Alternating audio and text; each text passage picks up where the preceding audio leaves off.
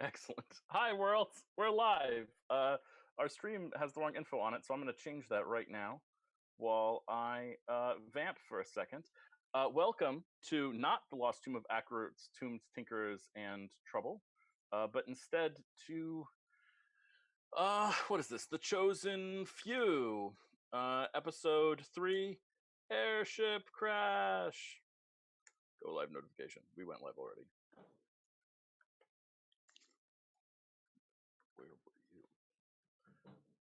Done. Okay, there we go. Now we have that updated and fixed. Hi, everyone.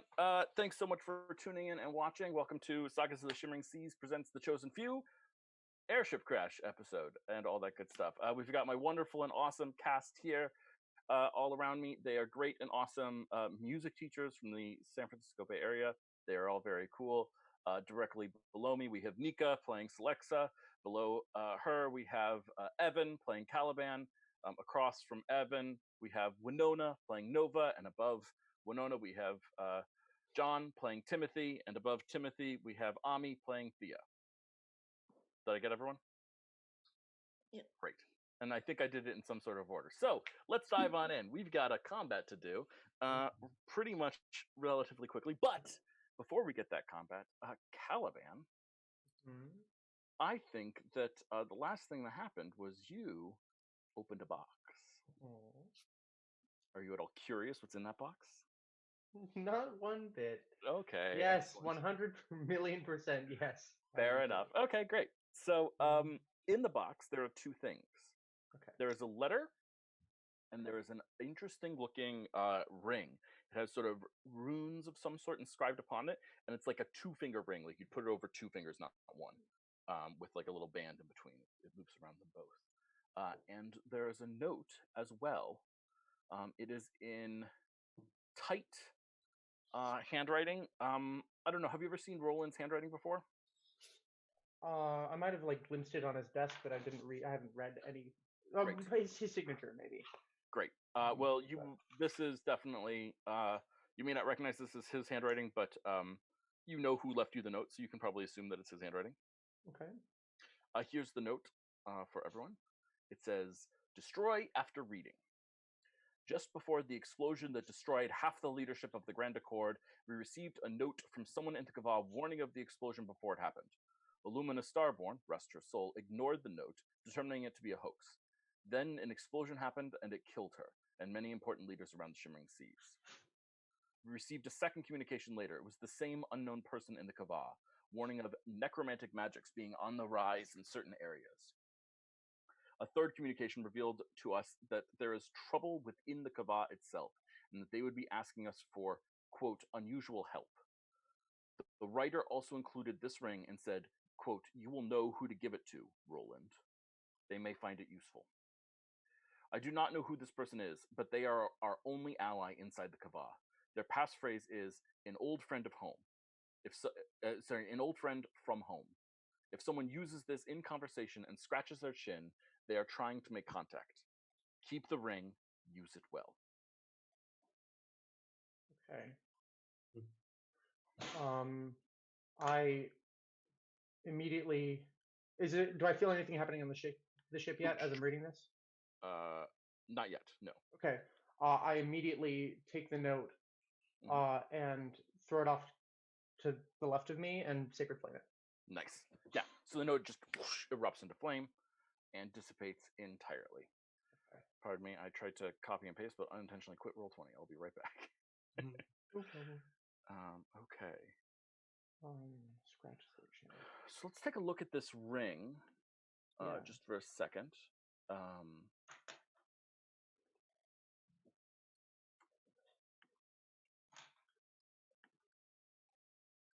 There you. Oh, wait. Let's edit. Let's change the name so you don't know what it is. Haha. I know how to do this. Excellent. Voila. This is what the ring looks like. Oh. Cool. Seems to be made of gold and has arcane runes inscribed across the top and sides of it as it curls around your fingers. Wow. Do I recognize these runes? Yeah. Why don't you roll an Arcana check? Okay. That's not my strongest suit. I'll do my best. Well, you're a cleric. Yeah. Arcana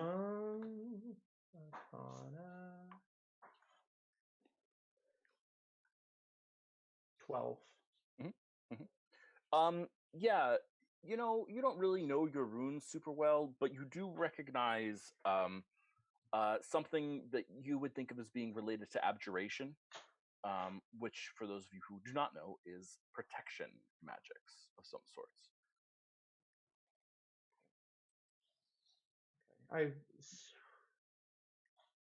If I recognize it that it's a protective magic, I'll slide it on the middle and ring finger on my left hand.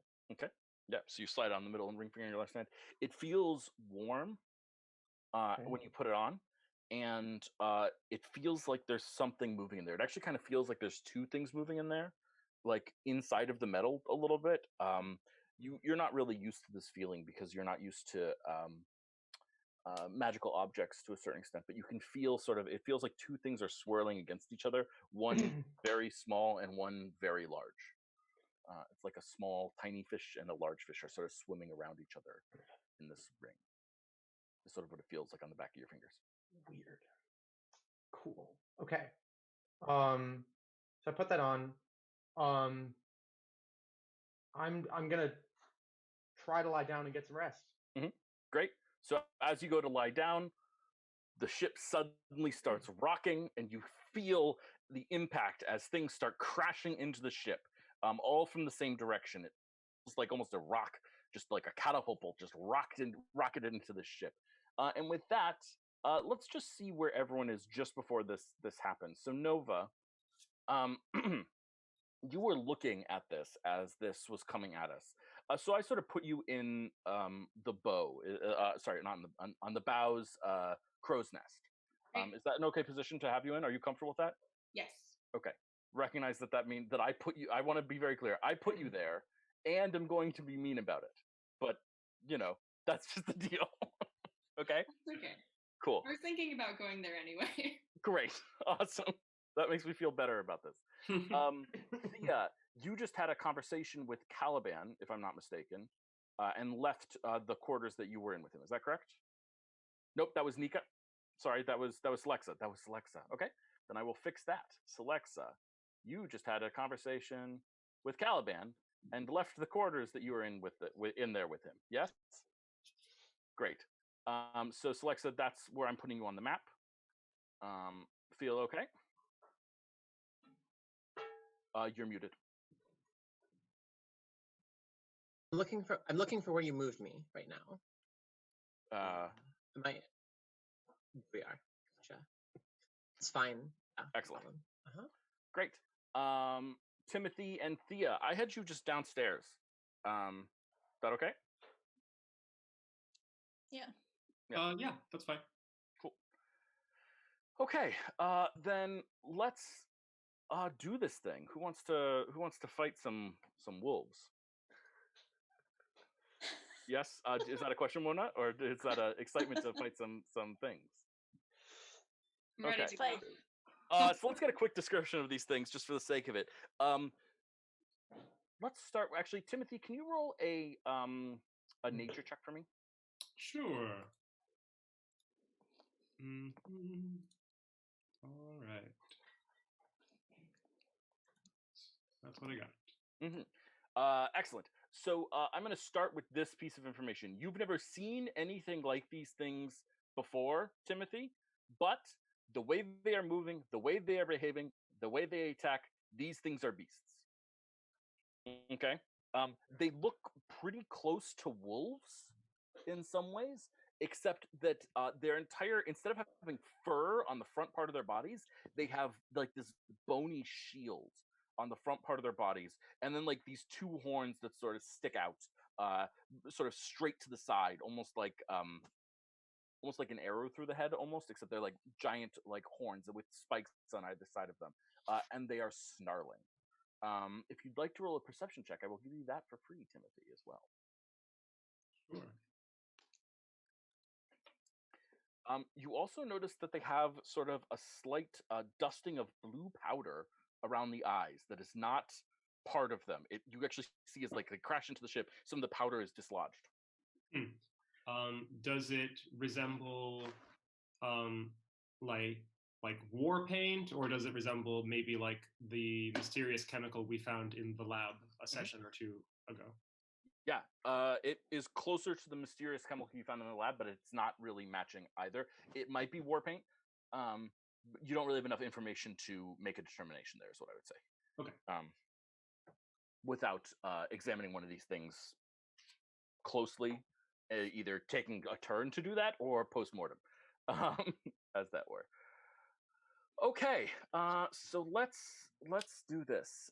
Can everyone roll initiative for me?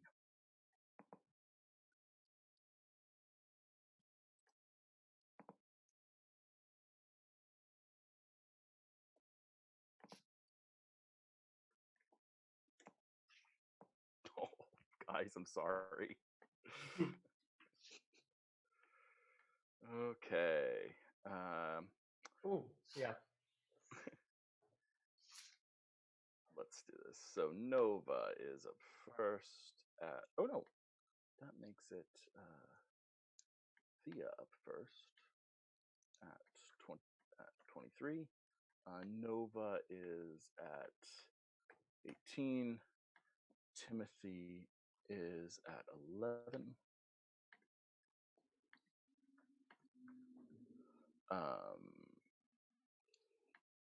Caliban is at 3. And Alexa is at 12. I don't think I've rolled above a 10 initiative. What's your dex mod? 0.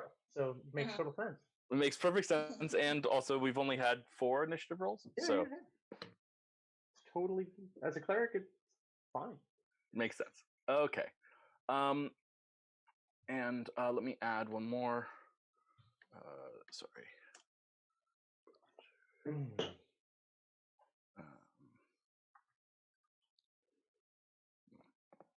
my? All right. Okay, whatever this will do. Okay, 15, and these guys at 10. Okay, so let's talk about how this goes. Every round at 15, the situation on the boat gets worse. Every round on 10, the people on the boat can try things to try and save the boat.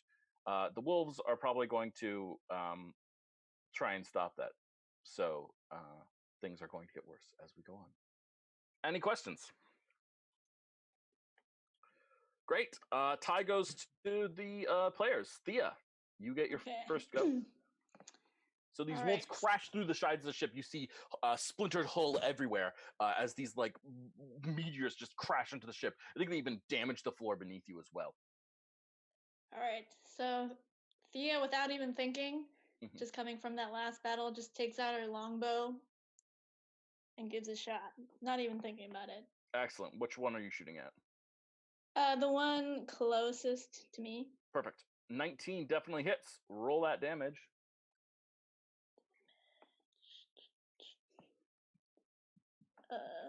How do I do damage again? Oh, I just click it again. In the chat, you click on where it says longbow. Yeah. 6. Yeah, one of the sailors is here. One of the, do we call them sailors? We don't call them pilots, probably. Oh, maybe we call them pilots. One of the pilots is here. If you want to add your sneak attack, they're in melee. Yeah, I will do sneak attack. Nice, 9 damage. Yeah, so this is like freakishly good reflexes because basically this thing crashes into the ship, and before it can even like get up, there's already an arrow in its back and just sort of like turns and snarls at you. Okay, it is their turn. Okay. So this one, let's see, you guys can't see when I say this. One of them is going to attack our captain right away, trying to take him out of the equation. Her. Taking her out of the equation, thank you. Yes, sorry, my art for captain has beard, which is a whole other problem. But we can resolve that later.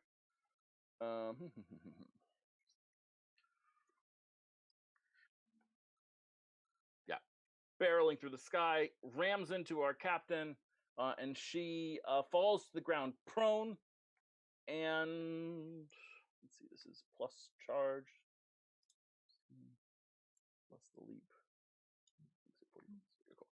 Oh, this is gonna knock the captain out right away.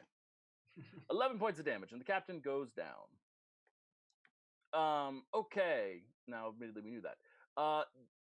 Let's see. One of the Vargs comes up and tries to ram one of these sailors off the edge of the ship.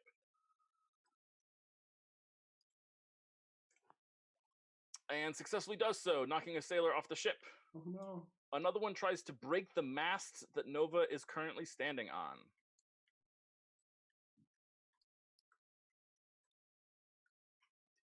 Oh no. Would you like me to move to that mast? I think You're on it technically right now. I know it looks confusing, but that's technically where you are. Okay. Can you see? It says Bow's Crest Nest. Yeah. Bow's Crest Nest. Whatever. Yeah, got it. And does damage it, but it's not enough to break it yet. It splinters. And Nova, I think I need you to make a dexterity saving throw. Okay.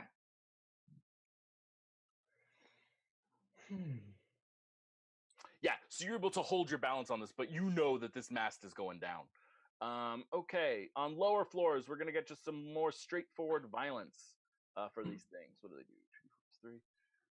Cool. Oops. That's something totally different. 1d 290. That sounds like the right call. Nope. Okay, 23, that hits. Another one is a 23, and that also hits. Roll 2 plus 3. Yep, we've got another dead crew member.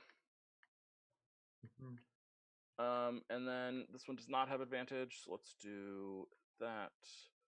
Sorry, I know that there's a bunch of random NPCs doing things. Ooh, but this wolf misses. Lucky crew member. I'd rather them be hitting us, or them than hitting us. So hey, this is part of the deal. Okay, another crew member gets bit, and another crew member probably gets bit because it's at advantage, and they have an 11 and 18 hits. And then the last one also hits. 2d4 plus 3. So that's 3 of those. I need to roll 10, 8, 6. Great. That's 3 more dead crew members on the bottom floor of this ship. I don't think they're going to be able to be meat shields for much longer, guys. And that makes it Nova's turn. I'd like to attempt to slide down the mast and attack the one closest to me. Yeah, the one that's attacking the mast that you're on. You want to basically jump off the mast and attack it, like with a downward plunging attack? Exactly. So like a total badass, that's what you want to do? Exactly. Okay, cool. Yeah, why don't you make an attack roll for me? And I'm going to add gravity damage to this if you hit. All right. Yeah, 24 definitely hits. Roll damage, add 2d6. And...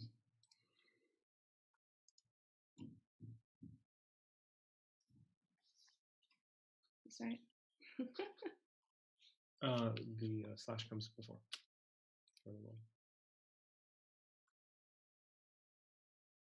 That's slash roll space, the number 2, the letter D, the number 6. 5 more damage. Well, guess what? 12, I believe, kills it. Bam. Right. Dives off the ship. Yes. And what are you using to do this? You want to narrate this for us? You dive off the top of it, you slide down the mast. What do you do? I slide down the mast, and then as I'm nearing the ground, I nail it with my greatsword, just right through the head. Yeah, just perfect. Yeah, so just like a greatsword, I think you cleave through the bone. I think you feel the bone like crack under the weight of the greatsword and slice its head off. Underneath the bone is just like, it kind of looks like a normal wolf almost. Oh. Okay, the ship is starting to sink rapidly. Celexa, it is your turn.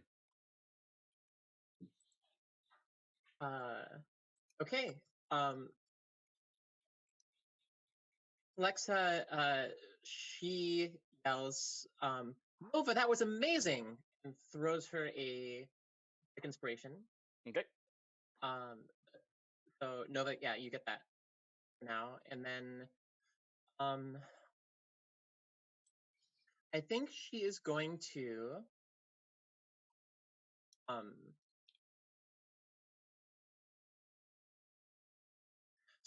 so I believe being from Sunaira, Celexa can cast levitate once per day. Yes. Correct? Okay. So does it work just like the spell? Can she cast it? Okay, so she is going to attempt to cast it on the wolf that just pushed somebody off the edge. Oh, I love it. Oh, I love it. Yeah, absolutely. Let me pull up the text of levitate for 1 second. Yeah. It'd be a DC 14 con save, I believe. Sounds good to me. Con save from our Oh, here I should actually just do it in 20, right? That'll work. Okay. +1. Nice. He gets a 4. So you definitely are levitating him. Woo! All right. Let's give him little wings. He's about to go to his heaven, I'm guessing. There we go. So he's going to fly up 20 feet in the air. Yep. Yeah, and he's like struggling against it. You see him like sort of skittering and trying to like bite and snarling. He's trying to like, you see, just as he gets about like 5 feet in the air, he has the realization sort of what's happening and tries to bite like the railing or something to hold himself down, but like he snaps and misses it and just keeps floating up in the air. The airship's still like going down, so he's getting further and further up in the air outside his control. This is not a good situation for him at all. Excellent. Is that your turn? Good question. Where is Celexa wants to remember 2 things. One is, where is the chair? Yeah, the chair is 1 floor beneath you, where Thea and Timothy are. Okay, and then the blood, was that with the chair, or was that somewhere else? There's a chest near the chair. Here, I will. Right. I'll put a little. I'm going to put a horrible. Let's make fun of my art because I'm going to draw with my mouse. Here's a red chair, and there's a blue treasure chest. Perfect. How do you get down into that? How do you get down there? Yeah. So you can drop through these holes here. Okay. You can lift up the grate and drop down. But for the sake of this map was not well designed. Thank you, whoever designed it. I really am grateful. These stairs here that are next to you are downstairs for my sake. Okay, and did those go to the quarters where Caliban is, or to the level below, or both? Sorry. Let's clarify this. So right here next to you is a door. Right. That goes to where Caliban is. Okay. Then in Caliban's room, there are stairs going down on either side. Do you see that? Right. Where I'm pinging now? Yeah. So that's how you would get down to the area with the chairs. I see. Okay. So Celexa has a move action left. Can she get any closer to there? Can she? Certainly. Okay. She wants to, I guess, head into Caliban's quarters. Yep. 5, 10. And you want to keep going downstairs? And yeah, she wants to keep going downstairs, and she's going to shout at Caliban something probably kind of incoherent and panicked as she goes down.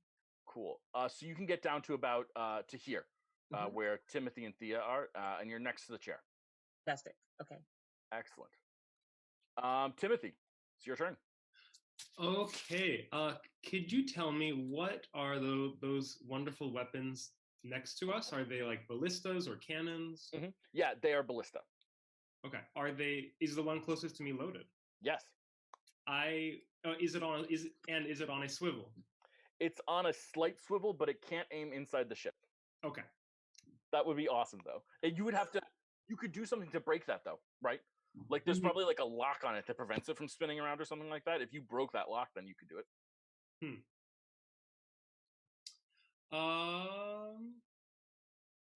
I'm going to think on that, but for now, I'm going to throw my spear at this bone wolf. Wonderful. Take a shot at it. A 21 definitely hits. Guys, you're rolling well on your attacks. I approve.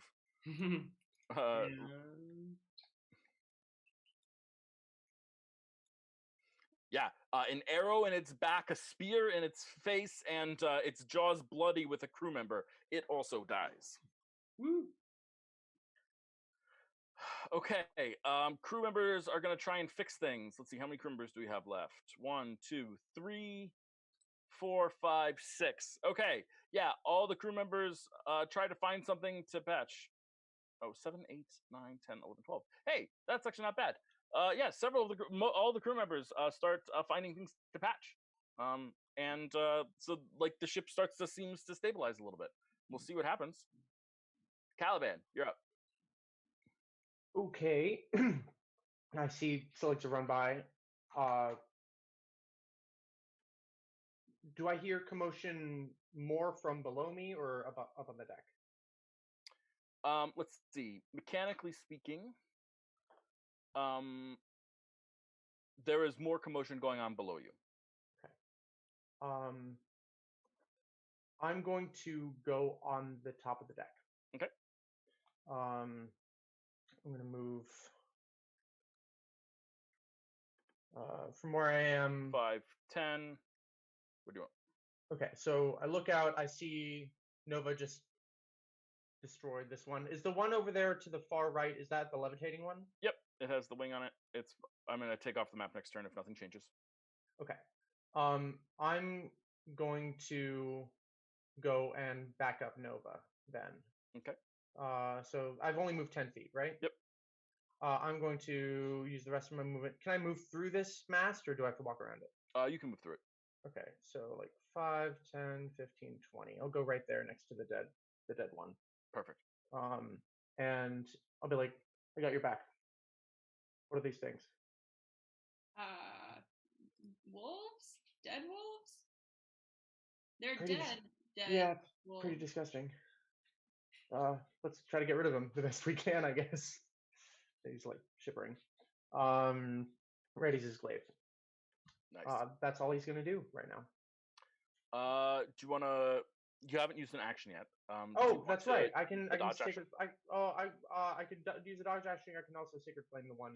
You certainly can sacred flame that one. The one near the what is it? Prow, the front. Yep. Front of the ship. I'll sacred flame that one. Mm-hmm. Yeah. Okay. Cool. The deck save. Let's see what we get with that. I got a 22, so I'm pretty sure. Hey. Never mind. I'll be like, Thea, you're up. Okay. I'm gonna do my longbow again. Mm-hmm. The one kind of in the middle. Mm-hmm. I'm gonna aim at that one. 23 hits. 11 damage. Wow, you take it out in one shot. You don't even need the sneak attack. And you don't get it, too, because there's no allies here. So. Perfect. Okay. Wolf turn. That's no good. So let me roll quickly. Yep, nothing changes. This wolf is that was levitating away, continues to levitate away until it eventually loses control of the spell and dies. Falls to its death on the rocks below. Then these wolves run out of the bow quarters where they killed someone and kill this person. And one of them charges towards Nova. Nova, all right. You are being attacked. Bring it on. I'm glad you said that. 23. Yeah, I have a 20. 8 damage. Okay. And this wolf that has the blood of our captain upon it turns and makes a jump. Caliban, can you roll a perception check for me for free?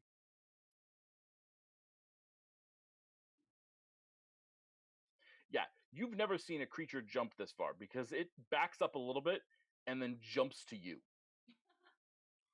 Oh, okay. Oh, shit. Now because of the position of the mast and Nova, it can't ram you with that. Okay. So it just lands next to you and snarls. Good puppy. Mm-hmm. Nice puppy. Yep. Let's kill some more things. Okay, this one is gonna kill a guard, not a guard, a pilot, whatever. And these ones are going to continue to kill guards.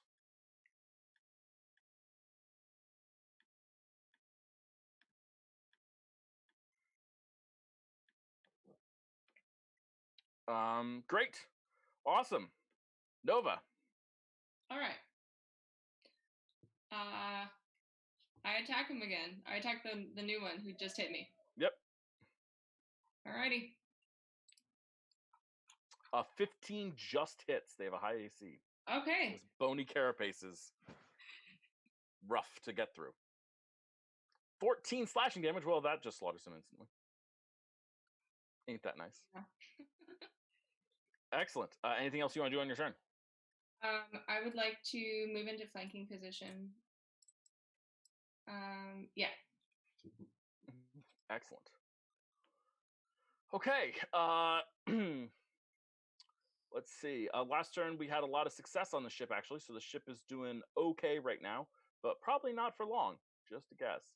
Flexa, you're up. You're muted.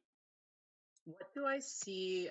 What's going on with like in the chair area? Yeah, so no one's seated in the chair, and the back of the chair is like popped open, and you see several of these vials of Earth's blood have been pushed out and cracked open. Okay. I would like to try and get more Earth's blood to like replace the vials. Mm-hmm. Yeah, absolutely. So you want to run over to the chest? Is that the plan? Yes. Cool. So you run over to the chest. The chest is locked. Okay. Can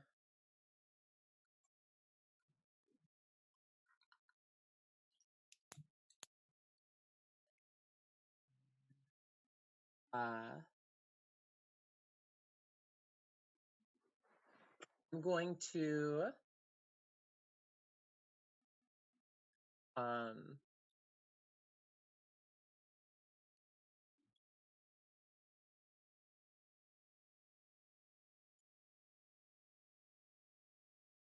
the first thing she's gonna do, she's gonna look around and she sees Fia there, and she's gonna say, "Fia, we need this chest open as soon as possible. I know you can do it. Please help us." And she's gonna throw a bardic inspiration die to Fia. Excellent. Okay. Great. And then so the bonus action,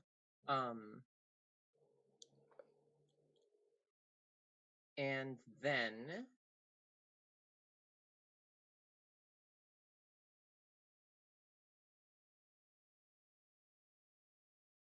I can't tell the one that's like straight ahead of us. Yes. That behind a door or something, or what's the going door on is with that? open. Door is open. Okay. Yeah, the door's been smacked open, so yes, you can see it. So she is going to cast thaumaturgy and have the door slam shut. Nice. Yeah, so the door slams shut in the face of this thing. It's snarling aggressively, and like you see its head like sort of turn towards the door as the door slams shut. And roll an insight check.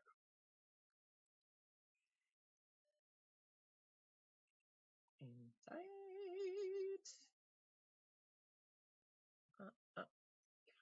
Here we go. Great. Timothy. Okay, so I cannot see any currently, any living ones, correct? Not currently, nope.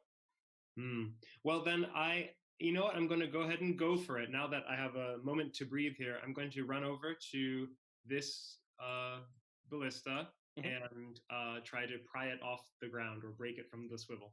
Excellent. I need an athletics check to break it from the swivel. Okay. Oof.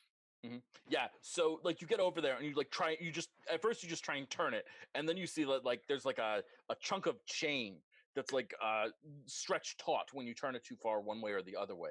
And so like you try to turn it by but you try to break the chain, but like you can't break the chain. You're not strong enough to break the chain. But the chain is just tied to the deck of the ship. So maybe next turn you can break the ship.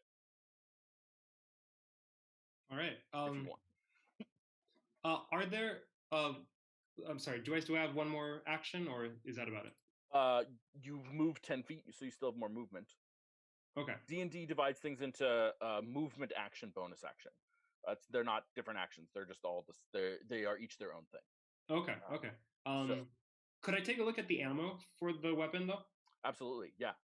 It's arrows, large arrows, and they've got some like heavy armor piercing ones, and they've got some that are sort of laced in the tip with something that seems explosive, maybe like a fire arrow of some sort or something. Okay. And then they've got just sort of standard large ballista, and then they have some that are a large ballista with a large rope behind it for like grappling into another ship or something. Okay, thank you. Okay. I also want you to roll a perception check for free. Ooh. The best kind.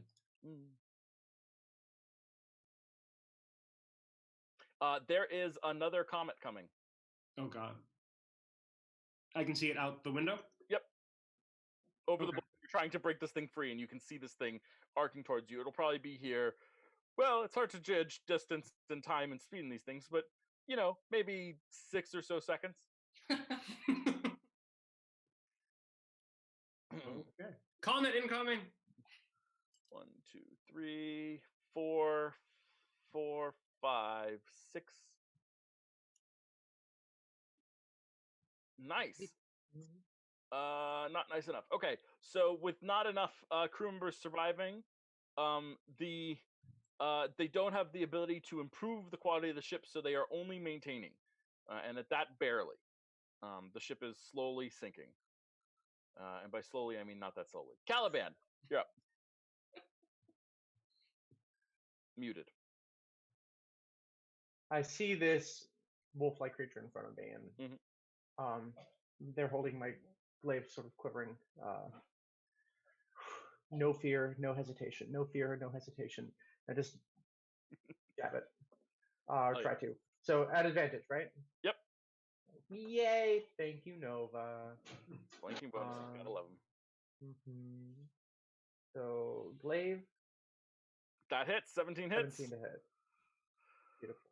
So roll that damage with your glaive. All right. 6 damage to this thing.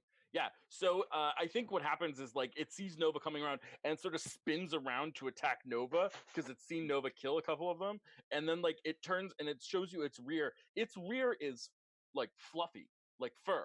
Its front is this bony carapace, but its back is just fur. You know, so you just slash into this muscle and sinuous tendons of this wolf and hack into it, and it snarls and arsh, you know, in pain. Thea, you're up. Oh, sorry. Sorry, just one really quickly.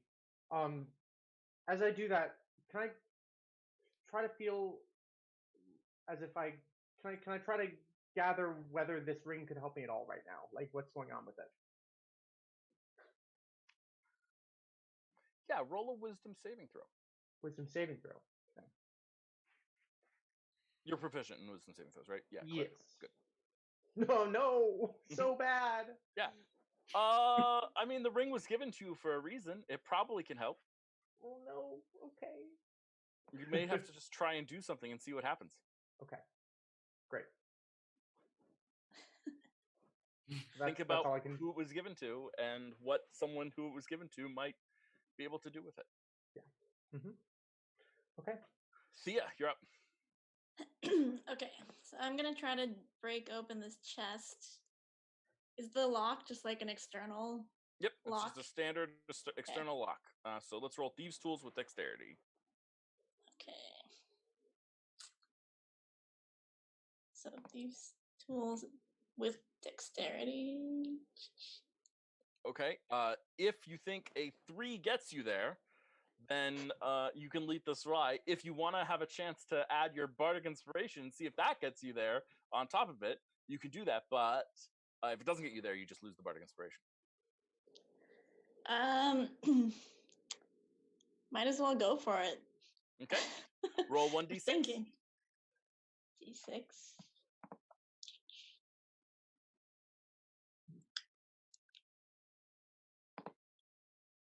A 6 does not get you there, sadly. So the chest remains locked.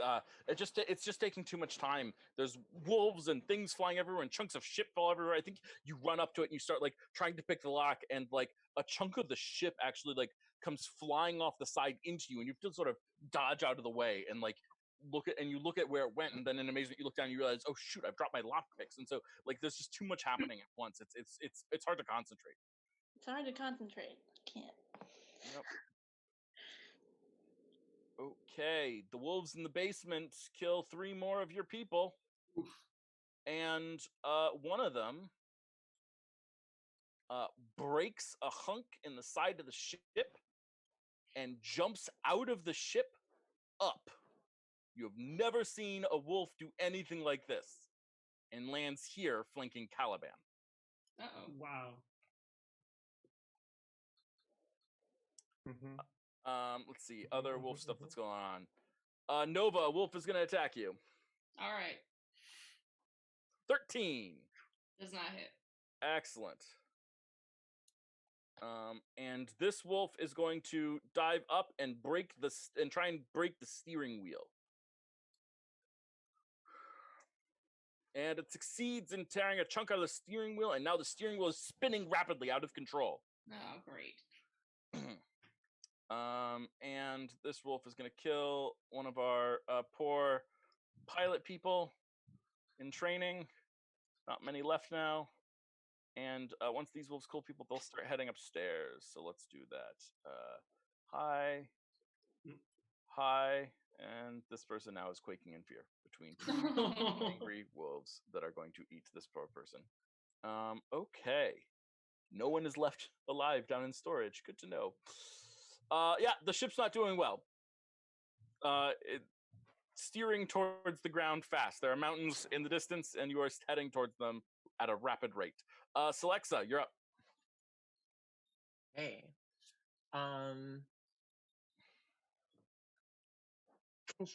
Can she see the wolf that just came upstairs? It's in that room. Right? No, that door has not been opened yet. That door is closed. Okay. Yeah. Good to know. That door is closed. Shit's going on upstairs.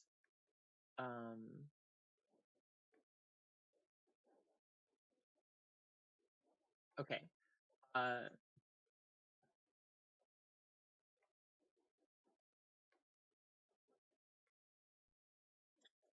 Alexa is going to can she use the help action to try and help Thea open the chest? Yes. Okay. How are you helping? What is Celexa doing in the fiction? So Celexa is going to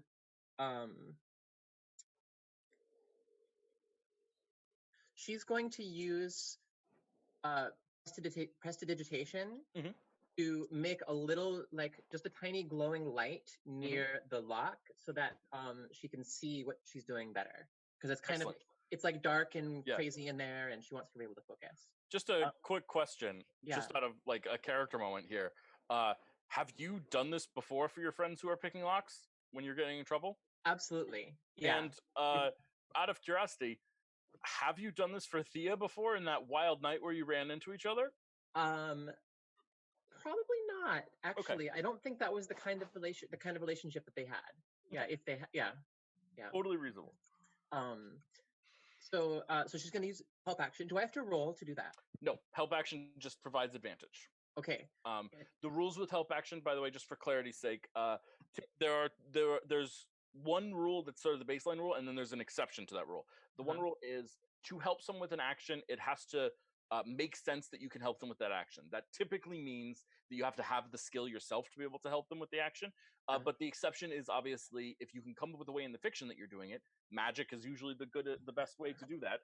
Then you can help people with anything. Okay, awesome.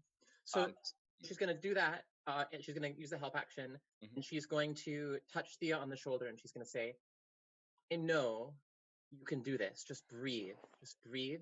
You got this. And she's going to give one more, her last Bardic Inspiration die. Okay. Thea, you have another Bardic Inspiration die. Also, you have help now. Timothy, you're the only one who sees this massive comet thing coming towards you. By the way, it looks kind of bigger than the other ones did. I think fewer wolves are better than more wolves. So I'd like to. I would like to cram as many of the explosive arrows. I don't know if it's possible to bundle them together. Sure, yeah, why not? Why not? I love it. Anything else in there, that would be good. Yeah. And I'd like to shoot all of them at the approaching comet. Okay. So Timothy has worked on ships and sailing vessels before. Has he ever operated a ballista before? Is that something that would have come up in his life? Probably not. Probably not. That's perfectly reasonable. Then it's going to be a D20 plus your Dex mod. You don't get proficiency on this shot. Okay, D20 plus Dex.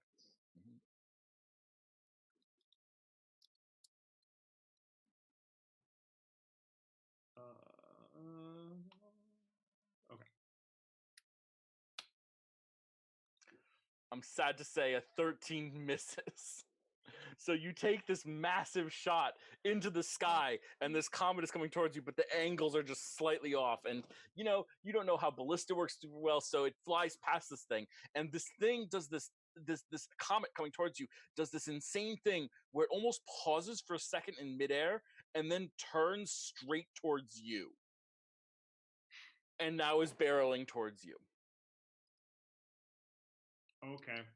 Great. Yeah. Yep. Anything else? I'm going to shout that we all need to get away from this part of the ship now. Yep. Do you want to move? Yeah, absolutely. I'm going to move over here behind the mast. Okay, let's check in with our crew. I've got 1, 2, 3, 4, 5 people still alive. My God, guys, you're doing great. That's not a lot of people still alive, though. So the ship is still going down. Excellent. And let's see what crashes through the wall here. Timothy, are you happy with your position? You've moved further. Are they crashing from the left or the right? They're crashing from the right. It's gonna come right. It's gonna land right around here. Where? Where I'm pinging. I'll ping. Sorry, I'm on the wrong layer. My apologies. Yeah, I will say that I moved a little further, if that's okay. Absolutely. Okay. Excellent. This whole wall is coming tumbling down.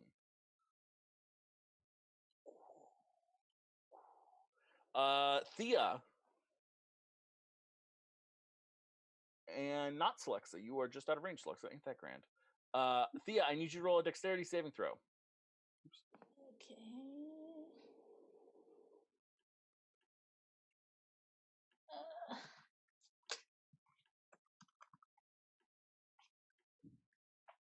Where is that? Sorry. Next to your, above your skills, there's a box that says saving throws. Your dexterity saving throw is probably pretty good because you're a rogue.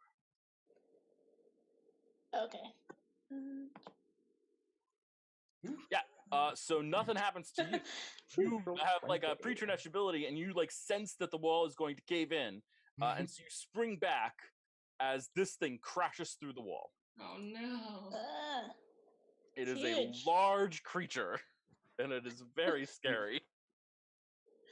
Oh boy. Excellent. Good stuff all around. And that's its turn. It crashes through the wall and causes a dexterity saving throw. Oh, it kills a person as it crashes through the wall. Does it happen to like open the chest when it does that as well? Oh, that's a good question. I can't open the chest. It could blow the chest around though, so let's find out. Yep, the chest is blown around. Let's see where it goes. Let's hope it doesn't fall out the edge of the ship.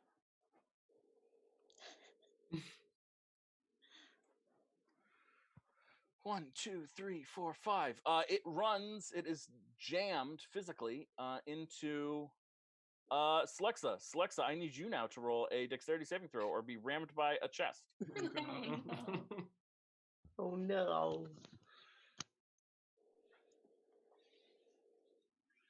Yeah, you're fine. You dodge out of the way of the chest so you can keep your light going. The consequence here was going to be that you're going to lose control of your light and the help action won't maintain.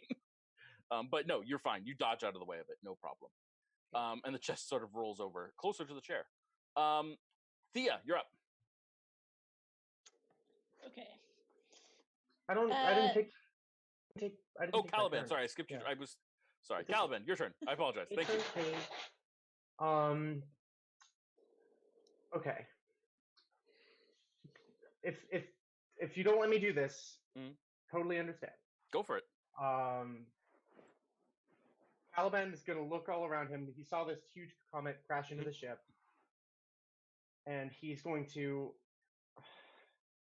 just with this sort of primal energy, grab his holy symbol, hold it up, and just say "stop." And he's going to try to use Order's Demand, which is a second level channel divinity,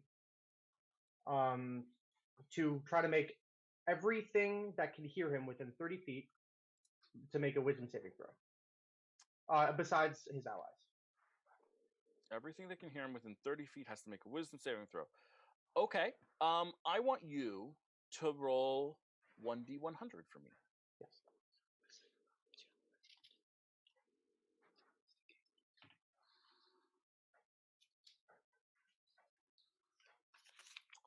Okay. 69. Excellent.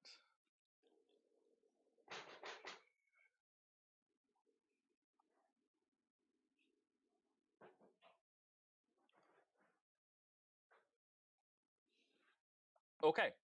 I'm going to say that you can do this, but as a consequence, your strength stat will be decreased by 1d6 for the next day. Fair. Totally Sound fair? Yes. Okay. 100% fair.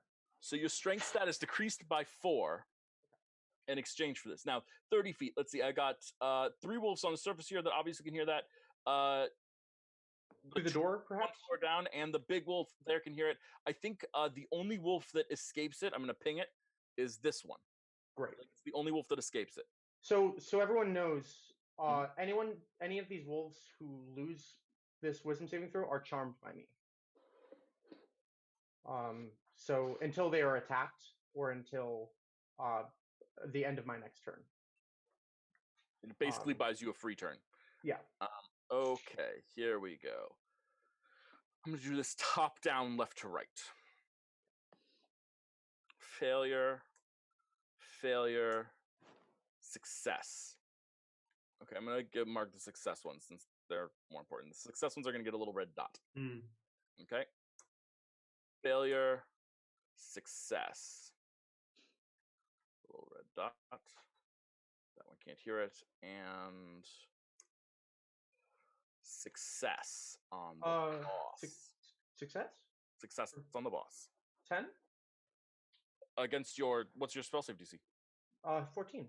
Yeah, failure. Sorry, success for you. I apologize. No worries. I reversed success for whatever. Yes, that's a failure. Okay. So there are 3 wolves that are, oh, sorry, I marked that wrong. Hold on. I thank you for correcting me. There we go. So there are 3 wolves that are not charmed this round by you. Okay. Feel good? And I'm just ordering them to stop attacking, basically. Yep. So they paralyze and freeze in position. Thea, that makes it your turn. Okay, I'm gonna attempt this lock. Okay. You still have One more advantage time. provided to you by Celexa. Okay. So then do I just do thieves tools and then add it in later? Oh my god. There's something wrong with your roll. Let me check what's going on. That's mechanically looks wrong because you have a +5. Hold on, let me check your character sheet for 1 second.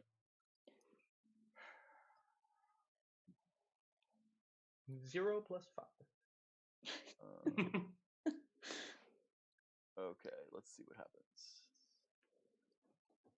What is going on here? Yes, dexterity.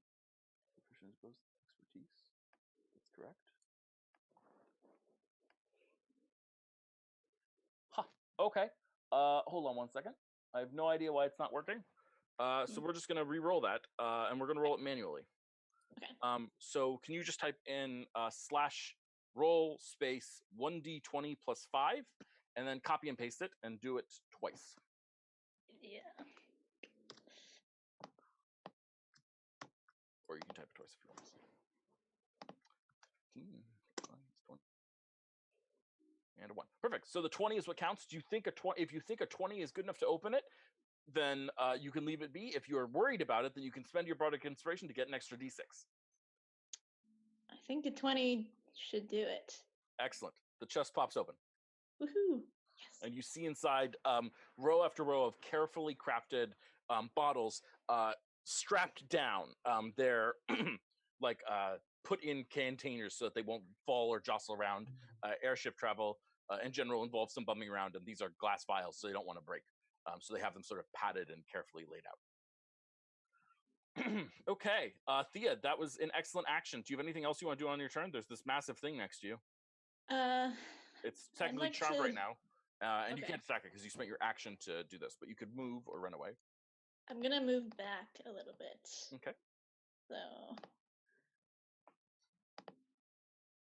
maybe just to like to there. No problem. That's where you are. Okay, wolf turn. Okay, the wolf in the back of the ship is going to try to break open the door that was thaumaturgy closed, but you're not concentrating on that anymore, so he just slams right through it, but it does cost him an action to do so.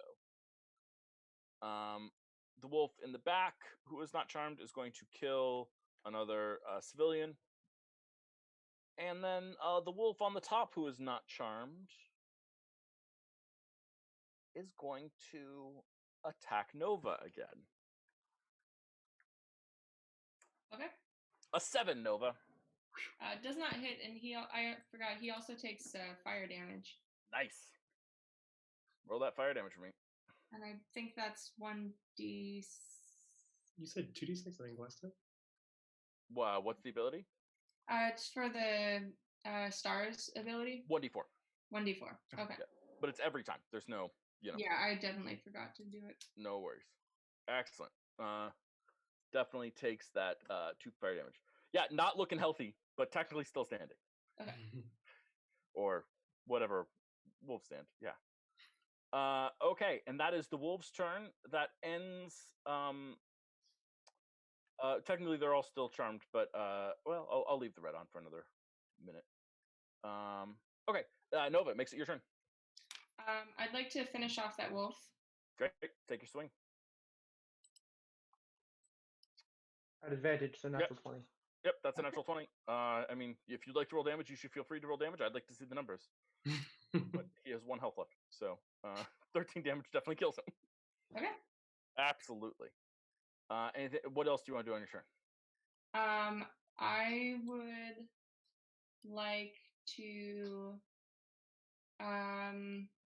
Let's see. I'd like to move myself. I can't move my character for some reason. Let me fix that. Character settings. Edit.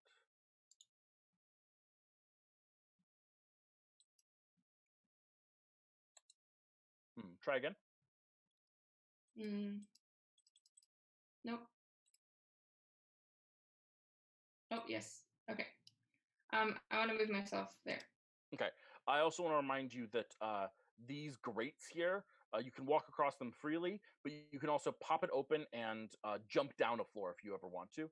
Okay. Say, for instance, there's a giant wolf down there. Sure. Excellent. The ship is going down fast, guys. Celexa, that makes it your turn.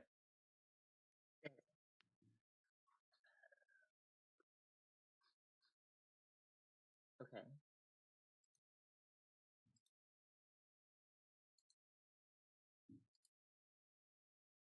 How many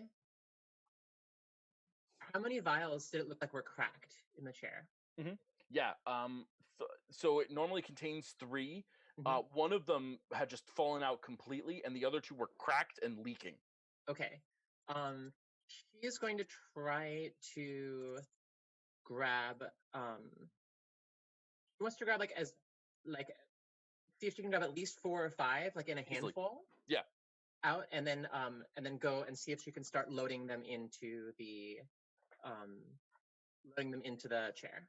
Yeah, absolutely. This is like a fine motor skills check. So let's. Do you have sleight of hand? I do not. Okay, then let's just make a sleight of hand / dexterity check. Okay. Straight dexterity. Nice. Yeah, nice. So you're able to start getting them into this, and you can actually feel every time you get one slotted in perfectly, the ship kind of shudders a little bit, like something is happening differently than what's normally happening. Timothy. Okay. Timothy has a moment of inspiration. He thinks back to the anchor on a boat, or also the lead weights on a fishing line. And I'm assuming that some of the ballistas have gotten like dislodged from the giant wolf. Definitely. There's some in tatters and some are broken and some are. Yeah. I'd like to grab one of. Okay, I'm not sure how to do this, but I'd like to grab as much heavy stuff as possible. Maybe like one of the grappling hook arrows. I'd like to put all the heavy things in my net, attach it to the grappling hook arrow, attach that to the wolf, and throw it out the gaping hole. Yeah, I love it. Okay.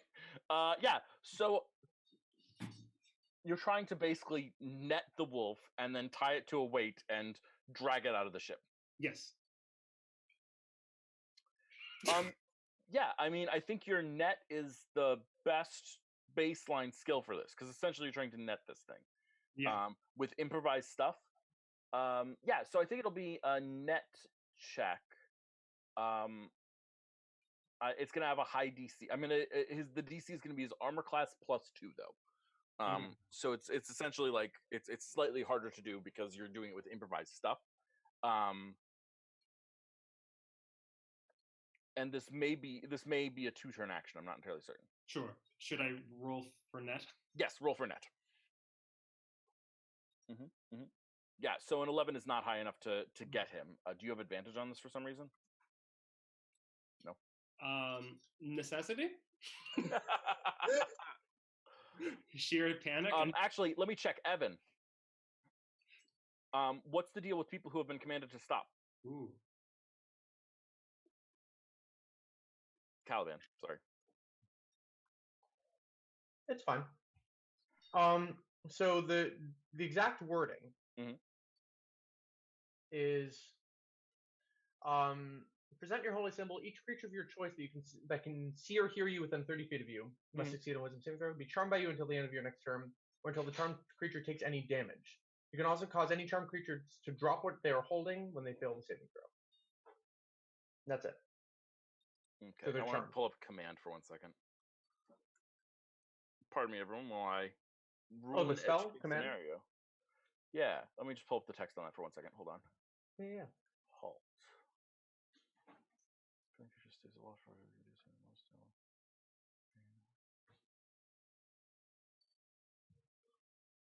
Okay, now let me look at my stat block for this thing.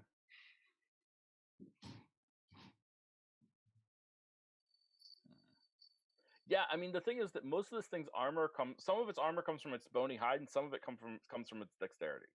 And if it's not dodging, right, then yeah, we're gonna say that gets it. You get the net around it, but it's gonna take a second turn to throw the stuff out of the ship, and it'll take an athletics check to do it, because it's a heavy thing is big, and so you need to get a lot of heavy stuff together. So it's gonna be a difficult athletics check, and you might want help or assistance. Okay, he says, thinking ahead.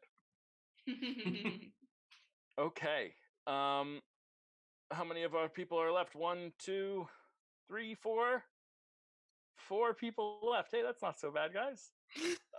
I'm super proud of you for keeping all your people who are there for you alive.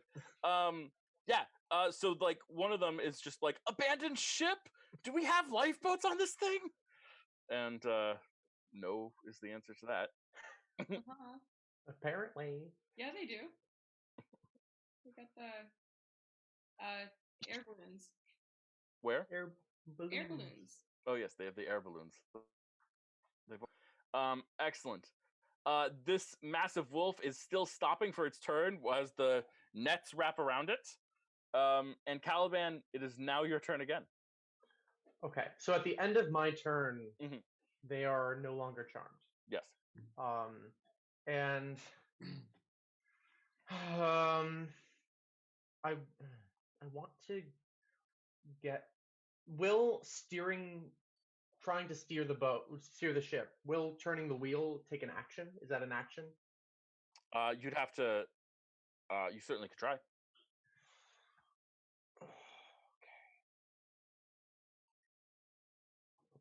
Okay.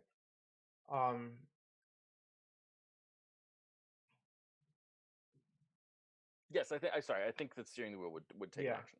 Yeah, it would. Okay. In that case, Caliban's going to turn to Nova and say, "Sorry," and he's going to move away from the creature. Mhm.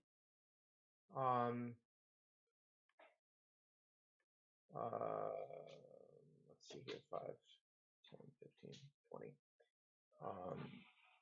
It's going to move right here. Okay. Are you disengaging or taking an attack of opportunity? Well, it's at the end of my turn that it you're right. becomes It's not. uncharmed, You're so not hostile. Excellent. Yeah. It's not hostile. You're totally right. But so I'm going to move away and cast Sacred Flame from there. Excellent. Dexterity saving throw for it, right? Actually, Mhm. I'm going to move here Mhm. and swipe with my glaive because it has a 10-foot range. Nice. Yeah. Take your swing. Remember that your strength is decreased, so that lowers your attack So modifier. I lowered it into my sheet so that Great. it'll just do it automatically then. do it automatically.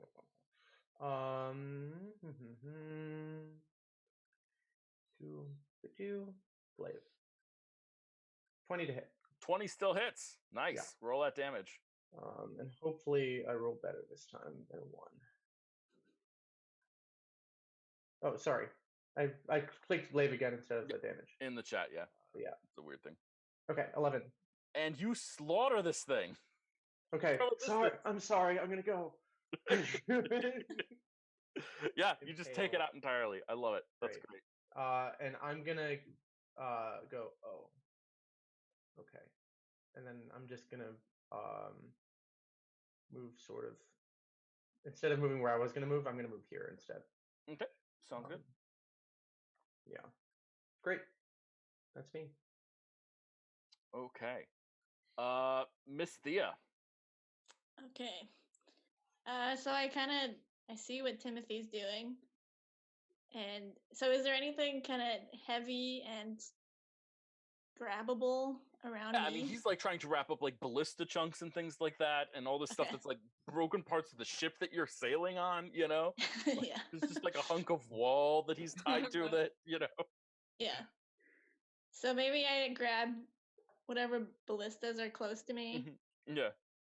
And I'll try to get them in that net. Absolutely. That's great. So you're all sort of tying this stuff together. So I'm going to call that providing the help action to Timothy. Does that sound appropriate? Yeah. Great. Awesome. Wolf turn. So I think that that means, Thea, you're going to be over here with Timothy. Okay. Wolf turn. I see only one wolf on the top deck. 5, 10, 15, 20, 25, 30, 35. Mad dash over to Nova. Nova, you're going to just keep getting attacked. All right. 7. I'm not going to get hit, though. It takes 1d4 damage. Excellent. All right, let's see. That is a great ability, man. I agree. Good job, great for a fighter. Oh, that didn't work. First slash. We're 4 damage. Bam. Fire damage back at this person, this wolf. She does not like taking that fire damage. It is unpleasant to her. She doesn't like being burned. Who does? No comment. Timothy, you are also being attacked. Okay. 10 to hit. That does not hit. Excellent. Okay, one of these Celexa is blocking the door. Okay. One of these creatures breaks down the door and sees Celexa there, but it uses its turn to break down the door. The other one attacks Celexa. A 21 to hit. Oof. How you doing on health over there, Celexa? I mean, 10 damage. that's it. That's me. She's unconscious. Okay, Celexa is down. No. Nova. Yes, Celexa, did you make a cry when you go down? Yes. Yeah, she like cries out as she falls. Okay. So everyone hears Celexa go down. Nova, your turn. What I would like to do is try to get the hatch open and go down next to the big dog and ready an action to push it off. Excellent. I love it. So there's a wolf that's standing on the hatch blocking your way. So I think it's going to be an athletics check to pull it up and knock the wolf back a little bit. Okay. Yeah, that's definitely enough. So it pushes the wolf back. The hatch is open. You want to jump downstairs? Off of the ship? No, jumping down to a floor. No, does it fall off the ship? No, I don't think the hatch is big enough to do that. And I'd like to ready an action to push the wolf off this ship. Absolutely. I love it. Okay. The ship is sort of stabilizing, but there's some smoke coming off of it for odd reasons. Celexa just left the room, so I'll roll. Oh. Celexa, can you roll a death saving throw for me?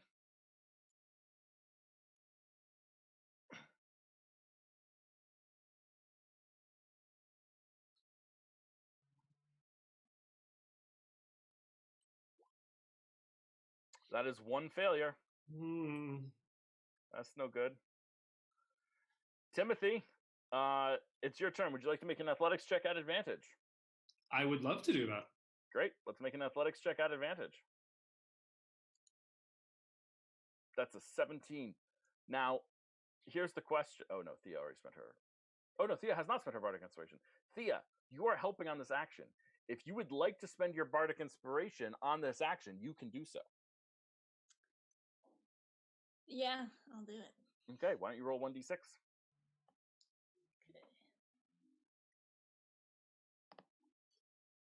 That puts us at 22. Nova, you're saving a shove action. Can you make that shove attack for me?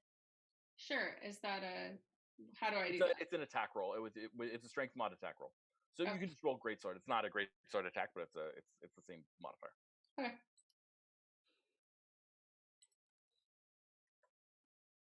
Okay, it's a contested roll. And you also have Bardic Inspiration if you want. I don't think you ever used yours. Do you want to spend your inspiration? Do I know if it was effective or? You're not allowed to know before the. I'd like to use it. Mm-hmm. Great, roll that. And that's D6? Yeah, 1d6. Nice. So let's put you at 21 and that at 22. Excellent. Yeah. So you guys shove this massive thing off the edge, out the hole in the side of the boat, and it starts falling to its ground. It actually manages to get a claw back in, and then Nova just comes over and kicks the claw, and it falls out the window, and you see it falling to its falling down below. Now, admittedly, from wherever it came, it fell onto this thing. Right, this is an attack from above somehow, though there's nothing really above you. But somehow this thing but it's still definitely falling, and it's not in control of itself. So It's being weighted. It's netted and weighted down, right? It's netted and weighted down, so it's plummeting pretty badly. Whether this fall will kill it or not, that's a different question. Not our problem. Definitely true. It might be. It might be. Caliban, it is your turn. Okay. Did I see how Nova got down below? How did she do that? She popped open this grate and hopped down, and the grate is still open. Okay. I'm going to do that. I'm going to pop down as well. Yep. I heard Silix's cry. And I have no spell slots, but I'm going to try to cast Cure Wounds. I'm going to try to cast Cure Wounds. You're going to try and cast Cure Wounds? Yeah. Well, conveniently, as you try to do that, you feel the smaller thing in your ring start to like just move through your hands, and suddenly your hands light up with the light of Cure Wounds. Why don't you roll Cure Wounds for me? All right.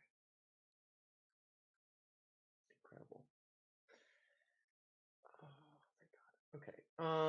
Cure Wounds, first level, 7 points of healing. Oh my god. Alexa, your pop up at 7 points of healing. So that I'm right there, right next to you. I'm going to. Oh, sorry, I moved the wrong token. Now, over there. Question. Yeah. Voice of authority. Yes. She just came back from the dead. Can I have her make an action now? Absolutely. Okay. So in that case, you, Silixa, get to, I believe, make use your reaction immediately after the spell to make one weapon attack against a creature of your choice that you can see. So you can immediately spring up and slash this creature in front of you. Do you have a weapon, Silixa? Yeah, absolutely. Yeah, Great. she has a rapier and she knows how to use it. Excellent. So you want to stab a wolf? Right. So she's gonna like this like defibrillator. Yeah, exactly. She's gonna like lurch up onto one knee and just kind of like crazily try and plunge her rapier into the wall. Excellent. Yeah, take your shot. Let's see.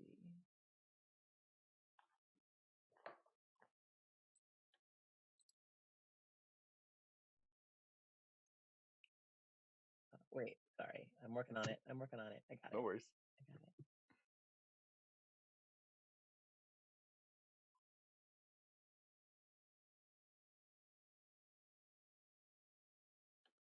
Why is okay? I'm trying to click on where it says rapier. Do I have an attack thing? Let me check your character. Oh wait, no, I got it. You got it. Yes, you have the rapier item and the rapier. Yeah, that's what was confusing. So. Yes, attack. Now, yeah, I'm good, but not good. No, but you miss. Yes. Excellent. So you make that for your weapon attack. But you know, it was just a lot going on, right? And you just sort of lurch up and stab blindly at a wolf. And I think you poke it, but it just like your rapier gets caught in the bony carapace, and it sort of turns one of its horns, and you feel the rapier just like go like push back off of you, and now you're like holding it up like in a sword position rather than a rapier position. Right. It's hard to attack from prone when you're coming up from the dead. Excellent. Thea, that makes it your turn. There's a wolf over here. There's two wolves near Selexa and Caliban. Okay. So I hear a lot of commotion over there by Selexa and Caliban. So I'm gonna use my longbow to hit the one near them on the right side. Sounds good. 22 definitely hits. Roll that damage. Do you want to add sneak attack? Yeah. Let me do that. Yeah, let's take out another one of these things. Bam. Bony Carapace Wolves. That was an excellent shot. Yeah, so I think Selexa, you like try and stab into this thing and you get caught in its bony carapace and you pull out, but as you pull out, like an arrow goes like right over your shoulder blade, probably even like almost like you can hear the whistle of the arrow as it goes past your ear, and it lands in this thing's eye, between the holes in the bony carapace. It's awesome. Excellent shot indeed. Okay, that makes the wolves' turn. We've got 2 wolves left. Let's do it. One of them is going to attack Timothy. 17 to hit, Timothy. That is my AC. Then 7 damage to you. Ty always goes to the aggressor. Okay. D&D. Who the aggressor is, that's more complicated, but Ty always goes to the aggressor. So attacks meeting AC is beating it. And the other one is going to attack Celexa. Again. Or I guess attack the door before. It gets an 8 though. Nova. I hate to be that dude. Yeah, go There's for it. one on the deck as well. Oh, yes, and it's going to hop down through the grate and land right here next to Nova. Nova, now your turn. Attack me. Okay. I attack the one next to me. Great. It's already on fire, so, you know. An 11 misses, though, sadly. Okay. Celexa, it's your turn.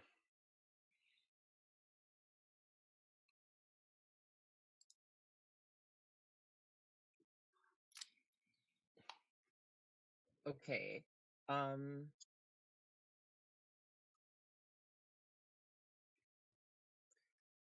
Celexa is going to she's going to try and attack the wolf that's next to her. Great. Yeah.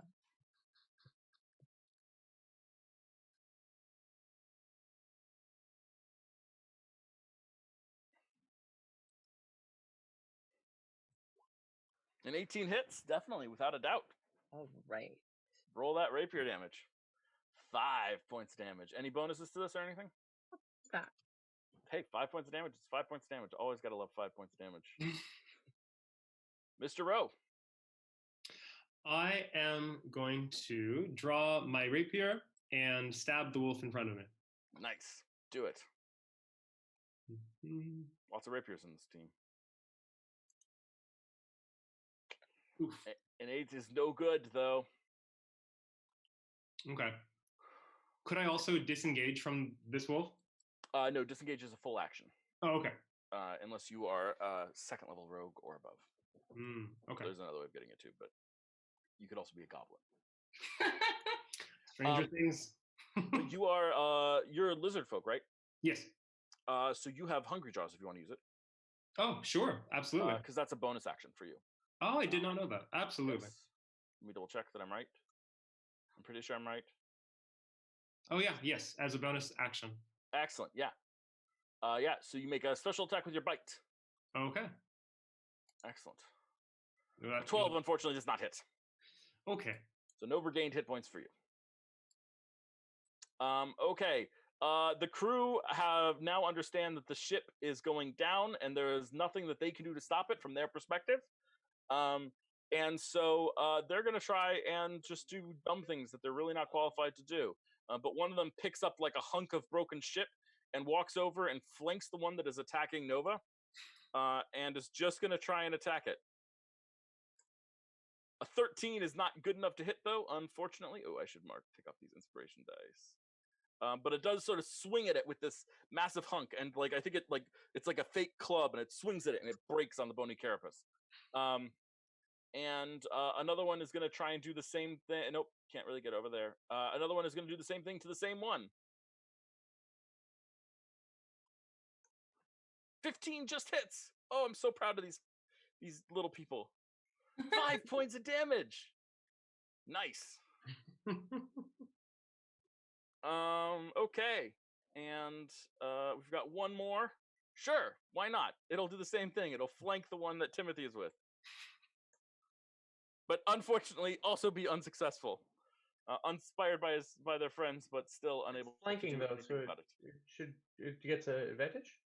Yes, and with advantage, that's an 11 and a 6. The advantage gives. Oh, the 11. Sorry, I didn't see the 11. Yeah, the roll shows up. The line shows up every like X number of rolls, not anything to do with realism.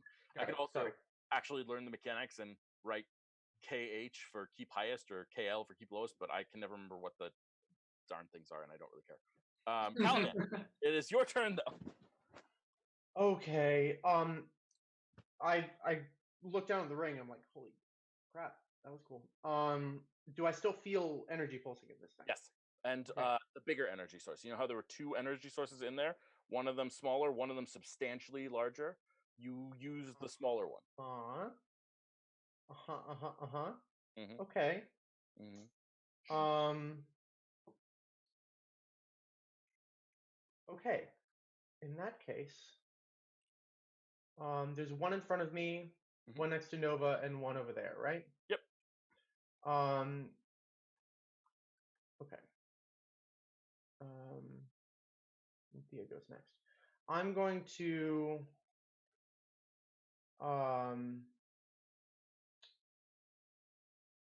go ahead. Why don't you Yeah. Why don't you roll What? a perception check for free? Okay. Thank you. Hopefully this is good enough. Where's my sheet? There it is. 19. Nice. If you were to feel the ring and like take time to focus on the ring a little bit, if the first bolt of the first energy that was stored in the ring came out was like a 1, then the other one is like a 4. Oh. Okay. Wow.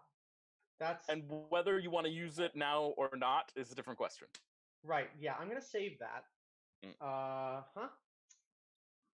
Cool. Thank you for that Here to help. information. In that case, I am just going to use my action to well, okay. There's a door where that wolf is, right? Yeah. The door is open currently, but could be closed. Did the wolf? Oh just no, the move door back? is broken down. The door is broken down. Okay. So could I walk just forward in front of me, or would I have to? Is the wolf blocking the doorway? Guarding that area. It'd be hard to get through the door without the wolf getting a free Okay, attack on it. great. Then I'm just going to slash it straight up. Okay. With my blade. Great. Slash away. Nope, not a crossbow. Not a crossbow. 20. That hits. Roll damage. Great. 6. Hey, guess what you just did? Killed your killed another second one? Astrovarg. Incredible. Thea, you're up. What's it called? Astrovarg. Astrovarg. Oh. Astrovarg. Thea, you're up. So how far away do I have to be to not have a disadvantage? Outside of melee range, so not 5 feet. You're fine right now. Okay. I'm gonna use my longbow to attack the one by Timothy. Nice. A 24 definitely hits. Roll that damage. 8 damage. Do you want to add your sneak attack? Yes, of course. 14 damage. You kill another Astrovarg. Yes, that is fun to say. Even if it is ridiculous. Excellent. Really funny. What do you want from me, man? It's great. It was made in the 90s. Okay. Great. It was made in the 90s for a game that was made in the 70s. There was not a lot of hope for good naming conventions. Okay. Unfortunately, though, there is one of these Astrovargs left, and it is right at Nova's face. Nova. An 18. Does not hit. Wow. Remind me to get plate mail sometime and defense bonuses. Nova, you're up. Splint mail. All right. I'm gonna attack it with my greatsword. Do it. That definitely hits. Slaughter this thing. All right. 10 slashing damage. Okay. Yeah, you slaughter what remains of. Is it? It's dead. It's All right. dead. Yay! So with that, we cut to a moment, and I think what we see, what the camera shows us, is the moment that we've been waiting for since the beginning of the series, that aerial shot of the airship just sort of careening down. There's a plume of flame and smoke coming off the side of it. We see something that we didn't recognize before, but a massive creature that was just falling out of the side of it, plummeting to its death towards the ground. The steering wheel spinning out of action, and that's where we're going to take our break. We'll be back in 10 minutes, folks. All right. Awesome.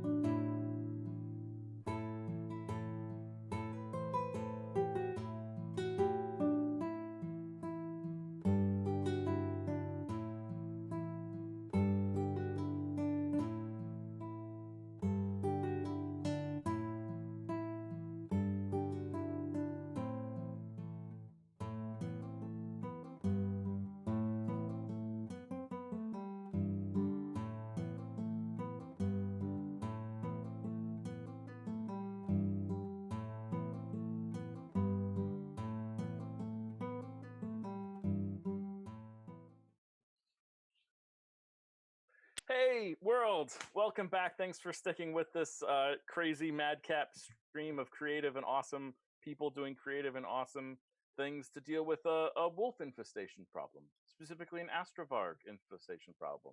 Those of you in stream who know what astrovargs are may know a little bit about where this campaign may be heading at some point. I don't know. Will depend. How deep a cut is your D&D lore knowledge? I don't know. I don't know. I doubt it's very deep, honestly, because this is a deep, deep cut. Anyway, if you're enjoying the madcap stuff that we are making happen, please check out some of our other streams. The Assassination of Primarch Magley Black Ice will be back tomorrow at 5 o'clock. On Thursdays, we will have back to the Hidden Tomb of Akarut and plundering the depths of that place and dealing with traps and magic and ancient curses and all sorts of good stuff. That's always good. That's at 10:30 on Thursday. And then on Friday, we have our non-D&D game. It is Monster Hearts right now. Monster Hearts, one of the most fun and adorable games about teenagers being monsters. So that's a stretch. I knew that joke would land with teachers. Anyway, if you're enjoying the show, please throw us a like, throw us a follow, throw us a subscription. Heck, if you really like the show, gift a subscription to someone else. Or, I don't know, do whatever you want to do. Live your life and take care of yourselves in these trying times. Please make sure that you're looking after yourself and all that good stuff. Okay, back to it. So, we come back from our commercial break with our lovely guitar music. And we see a repeat of the shot. We've now seen the shot several times. I think we saw it at the beginning of the first episode, at the end of the first episode, and then just before the commercial break, and now again, just after the commercial break, our ship careening slowly down. Let's see what everyone is doing about this. You are not allowed to change your action. Let's see if you remember what your action was. Evan, what was Caliban doing? Caliban was running upstairs to the wheel of the ship and trying to steer it away from the rocks. Yes. So you're trying to crash into the forest rather than the mountain. Mm-hmm. That seems like an excellent plan. I'm totally down with this. I'll point to where on the map this goes if everything works out.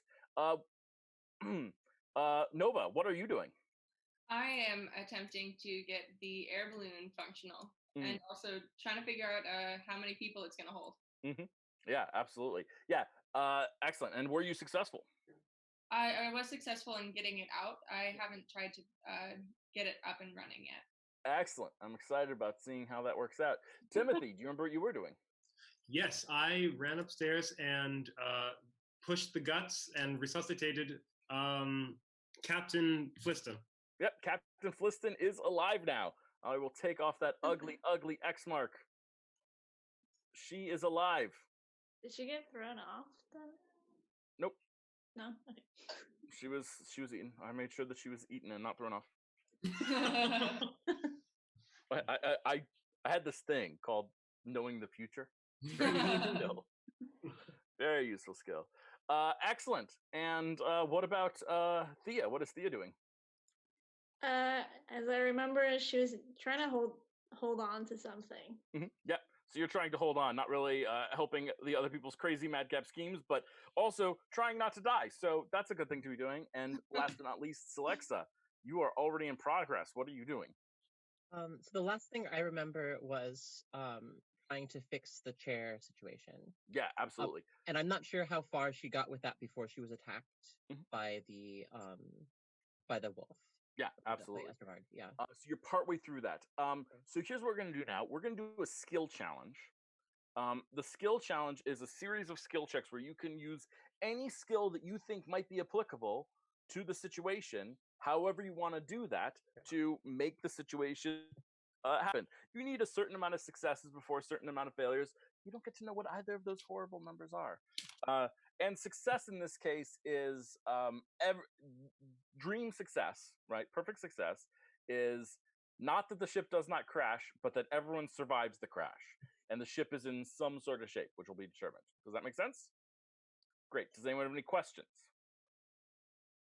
Great. The DC for the skill stuff changes based on what you're trying to accomplish. Obviously, if you're trying to do something easy, the DC is low. If you're trying to do something hard, the DC is high. Frequently, if you have like a magical ability that circumvents the need for a challenge, then great. That's just an automatic success. Does that all make broad sense? Okay. Let's do this thing. In order. Sure. What order? Nova. What are you doing? I would like to first see if I can determine how many people this air balloon will hold. Mm-hmm. Yeah. It's a large balloon. It will probably hold 3 to 4 people. Okay. All right. I'd like to try to get it working.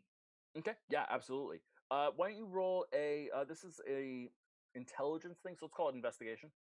Okay. Nice. Yeah, that's a success. So you were able to get the balloon. It's designed to be pseudo-functional. So you're able to get the balloon partially working. You don't even have to get it up to the top floor because there's this giant hole inside of the ship. You can get it partially working there. Absolutely. People can hop in this thing and survive. You probably want to be a little closer to the ground before you technically do that, though. Next up, Alexa, what are you doing? So Lexa is going to try to continue.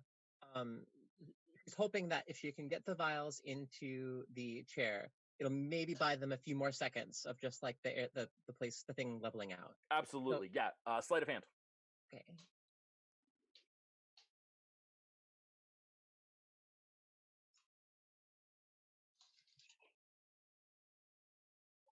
That's 2 successes, guys. This is going great so far. I love it.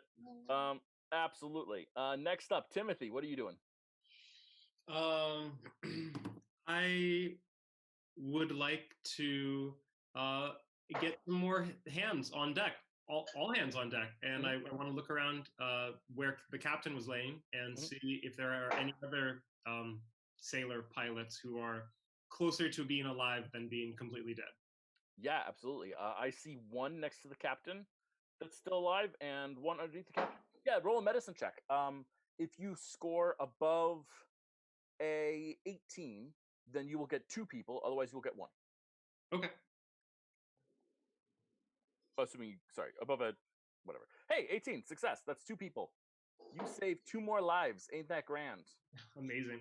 Oh, and I'll just move him out here into the open air.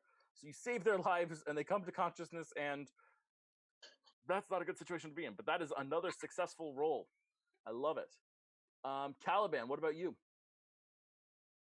How's the captain looking? She's like right behind me, right? Yeah, she's right behind you. She looks a little stressed, like she wants to try and grab the steering wheel too and help you maybe or something. She does not look happy. And I turn to her and I go. She's got her hand like inside her own stomach, holding her guts together. Do you want me to do this? I can steer if you tell me what to do. Yeah, and so she starts giving you instructions. That'll change this check from a strength check, which was before, to a survival check. Okay. Can I? Evan, you've suddenly gotten quiet. I don't know if your mic changed. Oh, can you hear me? I can, but it's soft. Soft. It was fine before something. Oh, yep, that's why. How's this? Perfect. Great. Can I give her or myself guidance? Yes, absolutely. Okay. But it's you making the roll, so you're giving yourself guidance. Okay, I'll give myself guidance, so that's an extra 1d4. Yep. The check. Great. So 22 plus 1, so 23. Yeah. Well, anything above a 20 is going to be 2 successes in this check. So, right. Absolutely, that brings you guys up to a total of 1, 2, 3, 4. I have that as 5 successes so far. Thea, what do you want to do? Okay, so I'm looking around, seeing what everyone's doing, and can I just go help Nova? Absolutely, yeah. Absolutely, yeah. Why don't you make an investigation check to try and? Do you want to try and get another one out, or? Oh, yeah. If there's more than one, yes. Yeah, absolutely. There was 2, so yeah. Make an investigation check. Oh, perfect. Yeah, you get another one out and get it ready. This one also holds 4 people. And with that, that's 6 successes, guys, before any failures. So that's like the dream condition. Yeah, so that's literally a perfect score in this. It could not go better than this. So the airship crashes. Oops. There you go. So the airship crashes, but it doesn't crash into a rock. Instead, sort of lands in the branches of a forest. It kind of gets caught there and stuck in some of the trees. Let's see. We've got 8 slots officially for flying out of here on things, so that you won't take any risk of damage. Let's see. Nova, who's on your raft? Your hot air balloon raft. I will take Timothy and Caliban. Okay, you get one more. And Celexa. Timothy, Caliban, and Celexa, and Nova are one thing. Thea, who's on yours? I think so. I'll take the captain. Mhm. And there's 2 pilot people, right? So. Okay. Is that And everybody? Caliban, what about you? Oh, What do you Oh yeah, Caliban. Okay, Caliban and I thought he was on the other one. Caliban and one of the pilots. I thought I got Caliban already. I have you having Timothy Slex. Oh, that is Caliban. You're right. Sorry, I take it back.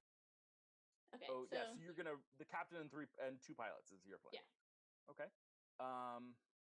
You do the math then.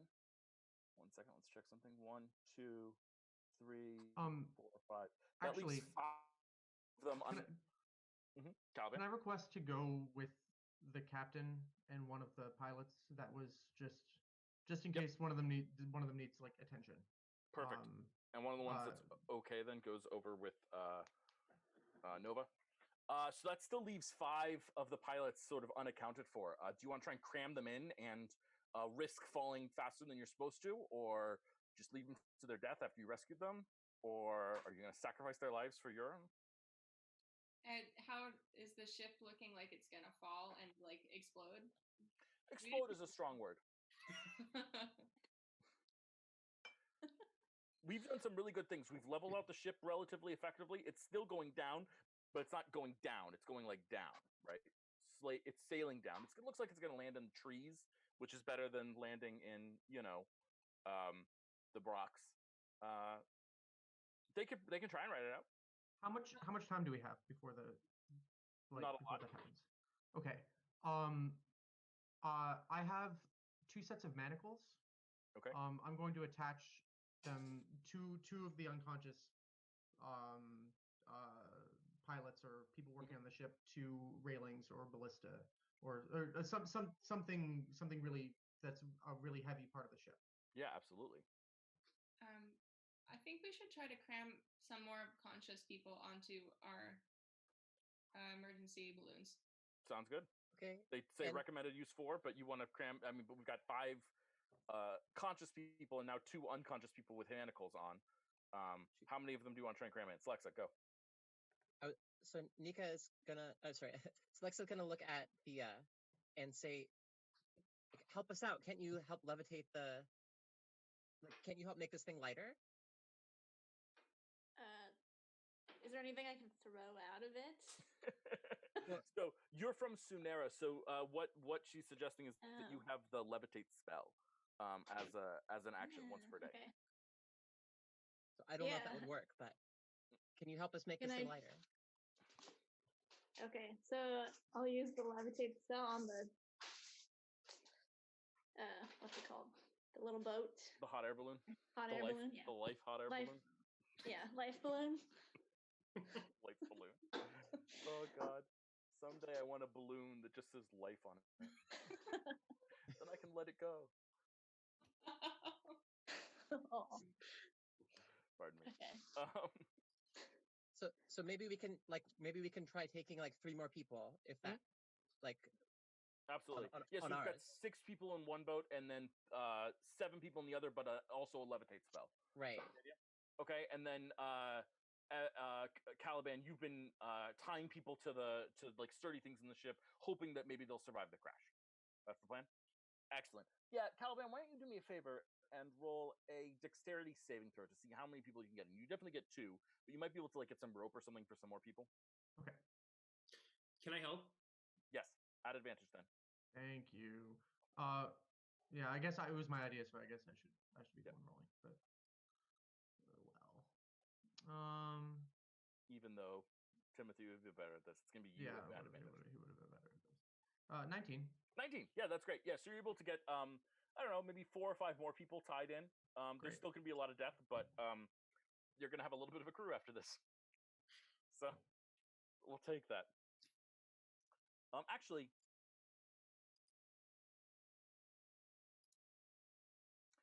Evan.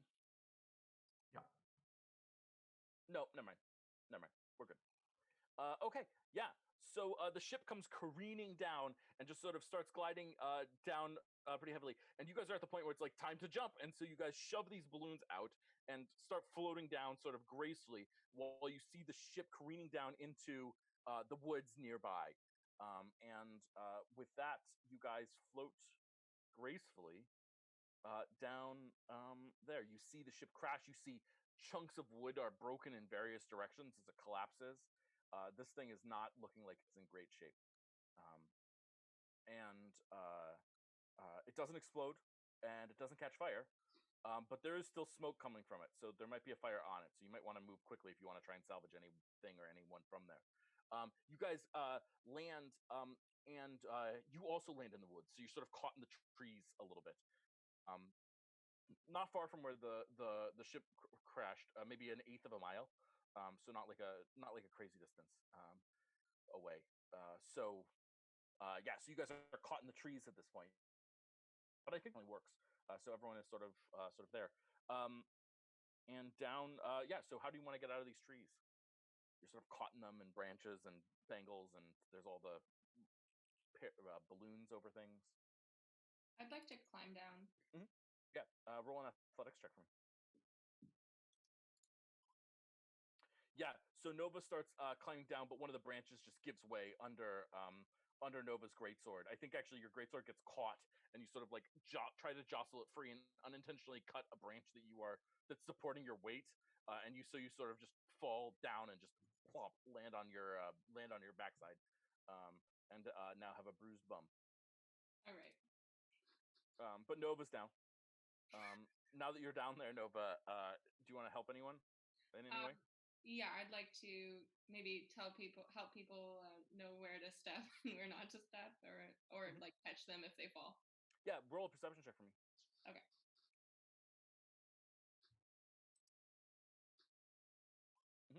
Yeah, absolutely. Yeah, so you're able to point out and help people. Anyone else who wants to make an athletics check to come down, Nova's offering you advantage. Well, how far up is my balloon? The balloon with you're about 20 feet up in the air. It's not actually that high. Okay. I'm gonna sacred flame the branches above my balloon and say, "Hold tight." Okay, nice. Yeah, so you just burn the balloon. You burn the branches above, and this balloon starts drifting down safely. That's probably even safer because you've got the injured people in there, and they won't be able to climb down very effectively. Yeah. So you just you burn the branches away and land down. It's radiant light, so it's not like firelight, so it doesn't catch fire. But there is like a charred mass of tree where things dissipate as you float down. Are the balloons being held on by like ropes onto the? Okay, so if you had like a strong enough furnace, this could actually be a hot air balloon. But basically, it's an escape parachute balloon thing instead. Right. So Alexa wants to look at Thea and be like, "You've got us, right? And like, you're still making us lighter." Okay, so she's going to take out a dagger and slice the ropes to let the hope that we can float down a little bit more softly. Yeah, of course. With the levitate spell. Yeah, so it's straining the edges of the levitate spell because I think the levitate spell caps out at something, right? 500 pounds. 500 pounds. Okay. Yeah. And you've got 7 people. Yeah, so it's way more than that, but hopefully it'll cushion the fall a little bit. Yeah, well, let's say that like roughly, I don't know, what do we say? Roughly 3/8 of the civilized races in the world are halfling-sized, goblins, kobolds, and halflings. So yeah, we'll say that like it works out. I think it's a rough landing. It's rougher than you want, but the maximum amount of damage you could have taken from it is like 1 or 2. So so it works. I think there's a lot of strain, Thea, as you do this though, as you're trying to hold a spell on all these people. So can you roll a wisdom saving throw for me? Me? Mhm.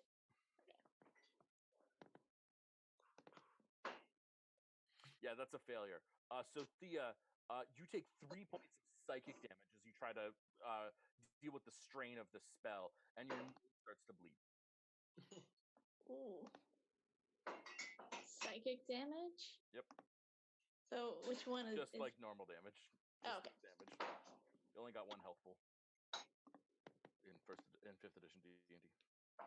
Actually, in all editions of D&D, there's only 1 health pool, sort of, unless you're an abjuration wizard. Okay, there you go. Ow. And there you guys now are all on the ground, out of the trees. You can see in the distance that there is your ship that has crashed, but it's around noon today. It's about 1/8 of a mile away. So Only what's the plan, noon. guys? I want to run. Oh, I was also going to run. Great, excellent. So you're running towards the ship. Yeah, and I don't know how thick the wilderness here is. How, Mhm. how like I don't know if it's a difficult terrain, but it would not slow our group because I am a Excellent. ranger. Excellent. Selexa will run too. Excellent. So the 3 of you are going to run. What about you, Caliban? Are you going to run, or are you going to stay here and help the injured? I'm staying here with the injured. What about Thea? I'm gonna run too. Okay, great. So the 4 of you are running. It is difficult terrain, but not for Good you guys luck. because of Ranger, and all that good stuff. Yeah. So you're able to make a mad dash through the woods. It would take longer than normal. I'm also going to rule that because of that, there's no. You actually spot.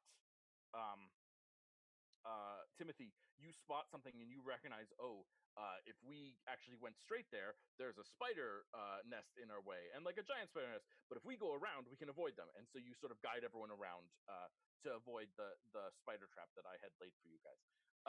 I mean, that were there. Yeah, so you run around and you're able to get to the ship. Yeah, what's your intention here at the ship? I'd like to try to haul as many people off of the ship as possible. Yeah. Yeah, so the ship's sort of caught at an odd angle. It's broken. Let me see. Do I have a good broken ship map? I might have a good broken ship map.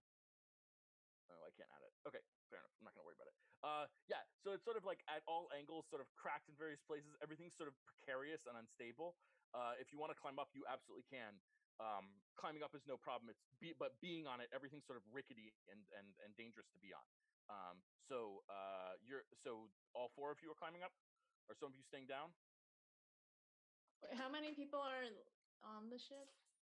Yeah, let's see. You got 7 people off with you guys. So those 3 are fine. She fell to her death. He is fine. Let me interstag pink. Pink. 1, 2.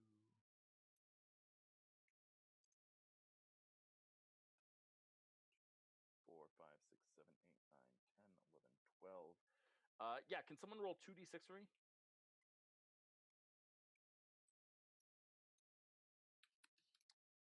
Sure. Thank you, Timothy. You think that there are probably about 8 people left alive on the ship. That's Maybe. We'll find out when we get there. All right. Yeah, I think whoever can climb up should. Yeah. Great. I will try to climb up. Sounds good. Okay. So the 3 of you climb up. This ship is very rickety. It could fall at any point, but it's not broken into chunks, which is nice. It didn't break into 3. It's still there. But like every time you walk across it, like the whole floor shifts.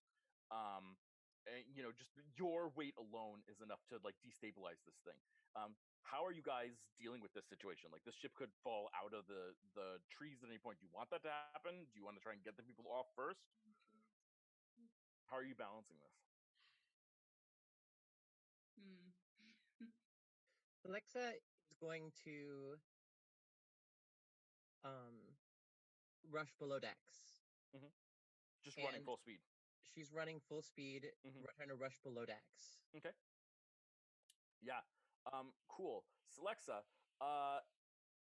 roll a dexterity saving throw, everyone, for Celexa's running rapidly.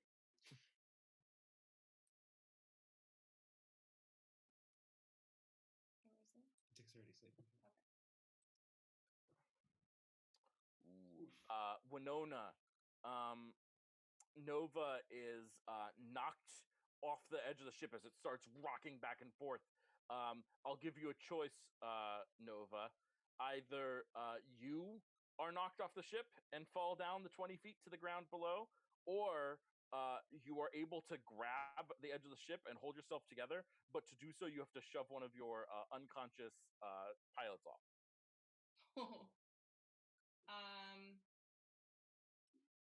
What kind of damage is falling? 2d6. Mhm. I would definitely be unconscious. Not definitely. Well, You've got 5 health. Plus, you can make plus because you're conscious, you can make a acrobatics check to attempt to have the damage. I'll still probably fall and die, but Okay. I'll take the damage. I'll fight it. Roll an acrobatics check. Okay. Yep, that's a failure. Yeah. 3 damage. Okay, I'm still kicking. I'll take it. Yeah. So Oh my you are now below God. decks, and you can see 8 unconscious people in various positions. Some tied to walls, some tied to lots of stuff. But all 8 of them are definitely conscious. There's also 4 that are dead, but 8 of them are conscious. What do you want to do? Let's see. She is going to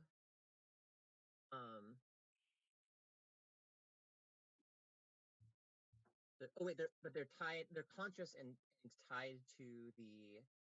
Yeah, some are tied to heavy things. Some are tied to like ballista ammunition or the walls or railings and things like that. Right. Yeah, there was a lot of desire to like make sure that they were stable for the crash, and it worked. Right, 8 of them survived the crash. So she's going to first thing she's going to do is she's going to she's going to take her dagger and cut one of the people free, and she's going to put the dagger in their hand and tell them to go cut everybody else. Yes, you got to slap this person away because they're unconscious right now. Do you? They're all okay. They're all unconscious. Yeah. Oh, okay, gotcha. Yeah, I will try and wake them up. Great, roll medicine check.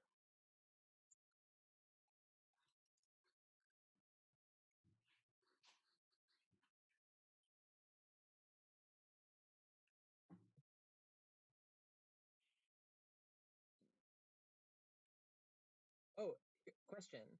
I use thaumaturgy to make my voice 3 times louder than normal. I'm Sure. trying to yell at them. Can that help me out a little bit? Yeah, sure. I'll give you the advantage. All right, awesome. Nice.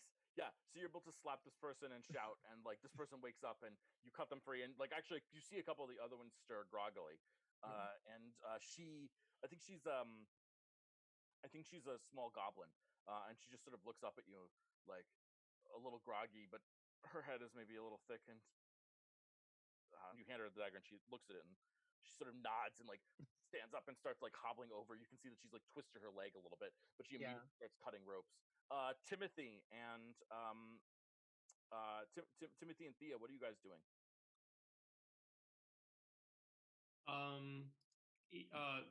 Is there a way out of the deck where they are, or will they have to go up? Right now, they would have to go up. We could make a hole. There is a hole. Isn't there a hole where the creature jumped through? That's on the second floor. They're mostly tied on the bottom floor. They're on the bottom floor. Okay. Yeah. Gotcha. I think I'd like to take a rope, and if there's a mostly stable mast, try to secure it to the mast and provide a safe way down through that hole. Nice. Yeah. Okay. Yeah. Why don't you roll a survival check for me? Okay.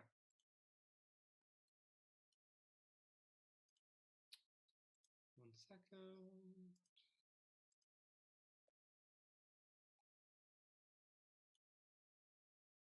Yeah, nice, 16. Yes, you tie like a rope, rather. You tie an effective knot, and you have it down. There's now a way. There's now like a path out for people. Thea, do you have something you can help with?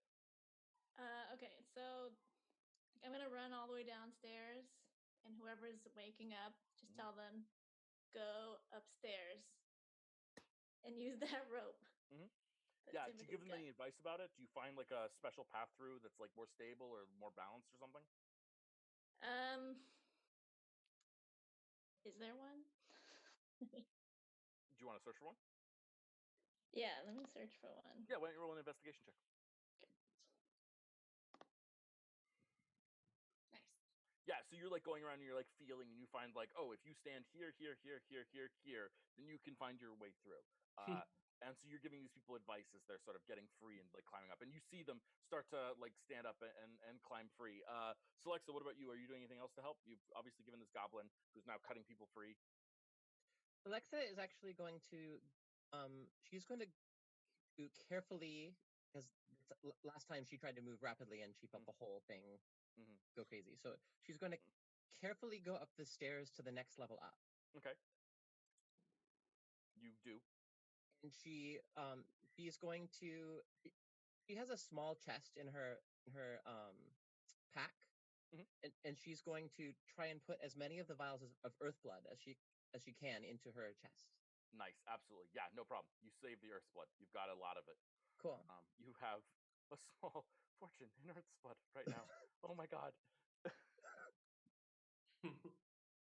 Nice. Okay. Good.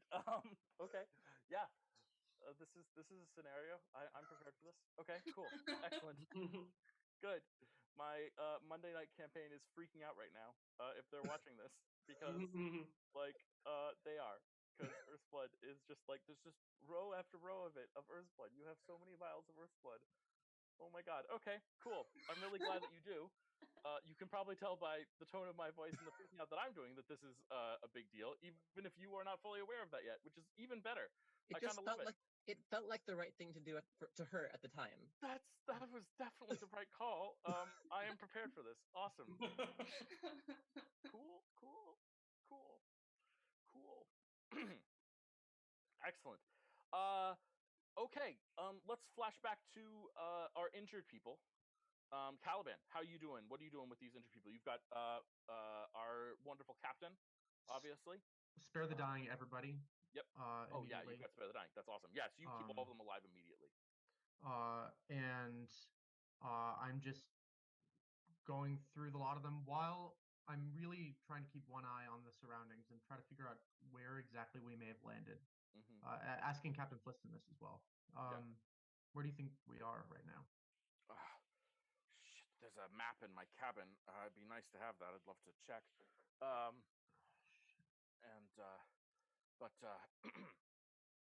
It looks we're still south of our destination. I think that's that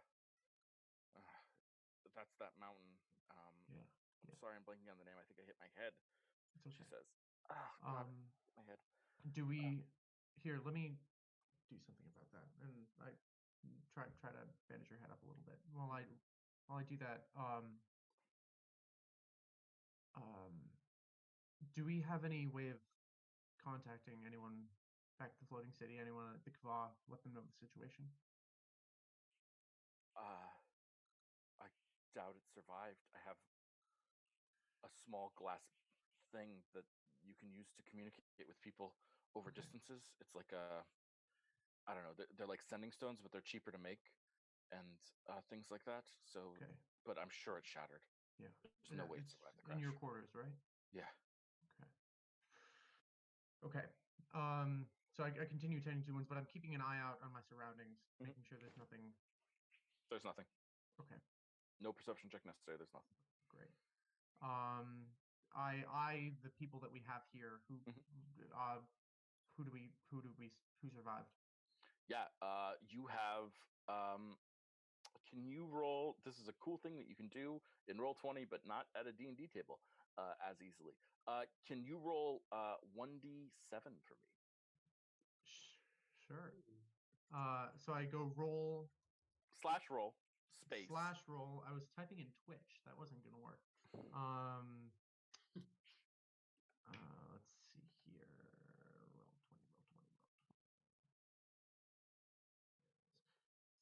Roll 20. Space 1d7.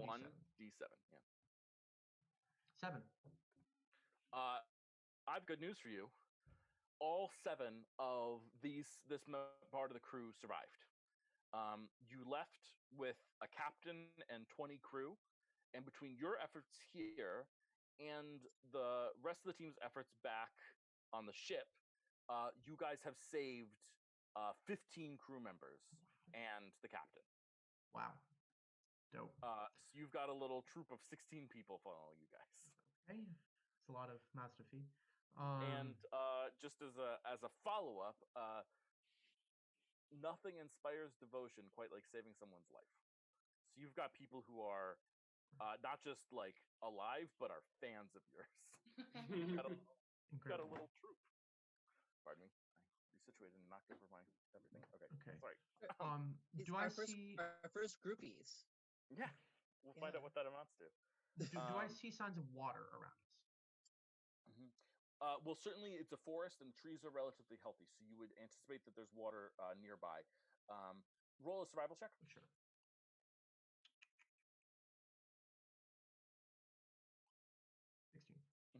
Yeah.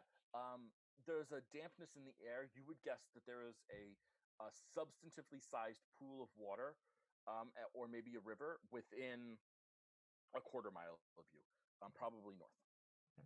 I tell the captain then, I'm going to wait till everyone comes back, but there's water near here, which means fish, which means drinking water. We'll be able to survive out here. Timothy is happy about the fish. Yeah, Captain says, it doesn't surprise me. The mountains get a lot of snow, and I'm sure that there's rivers that come down at times of the year. Yeah, we'll make it work.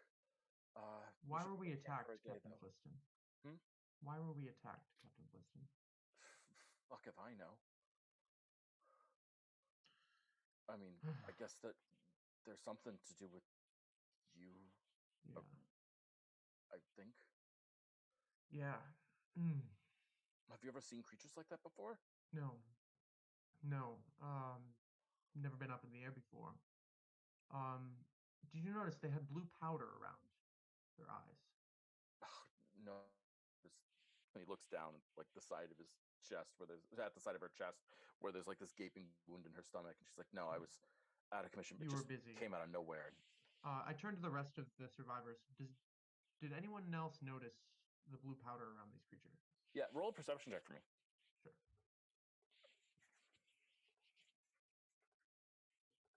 13. Yeah. As you're saying this and noticing, one of your survivors has a bit of blue powder around their left eye. I walk up to them and inspect it. Have I ever seen anything like it? What are you doing? She Sorry. looks at you and like, get a what? Sorry. There's a bit of you've got a bit of an injury on the left side of your face. I just want to examine it and make sure that it's not infected. I don't feel anything. She goes up and touches it. Please don't touch. Please don't touch. Oh, okay. We'll get infected or something? Yes. So please don't touch it until I'm done with my work here. I promise. Okay. It'll be okay. Roll a persuasion check.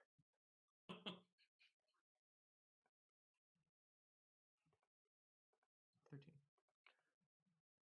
Okay. I guess. She Thank just you. stands there. This is what I do. So I go in and inspect the blue powder that she almost wiped entirely off of her face. Yeah. Yeah. You've never seen a substance quite like this before, I think. Why don't you roll an investigation check? Sure. 9. No. Okay. And can you follow that with an Arcana check for me? Sure. Nope, natural 1. Yeah, you're just not a learned enough person. You've never seen anything like it, but it's sort of like blue and glitters a little bit, sort of sparkles in the sun a little bit. It's almost like how would we think of it? It almost looks like, you know how like when children get like their face painted or whatever, or really when anyone gets their face painted, and then but they wash it, but they don't wash it super well, and so there's like flecks of blue still there or whatever. That's really kind of what it looks like. It's like blue and silver flecks. I take a. Where's my sheet? And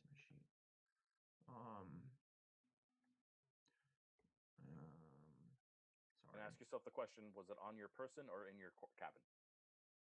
Right. It was probably in my cabin. My priest pack. Yeah, it wasn't on me. Okay. Never mind.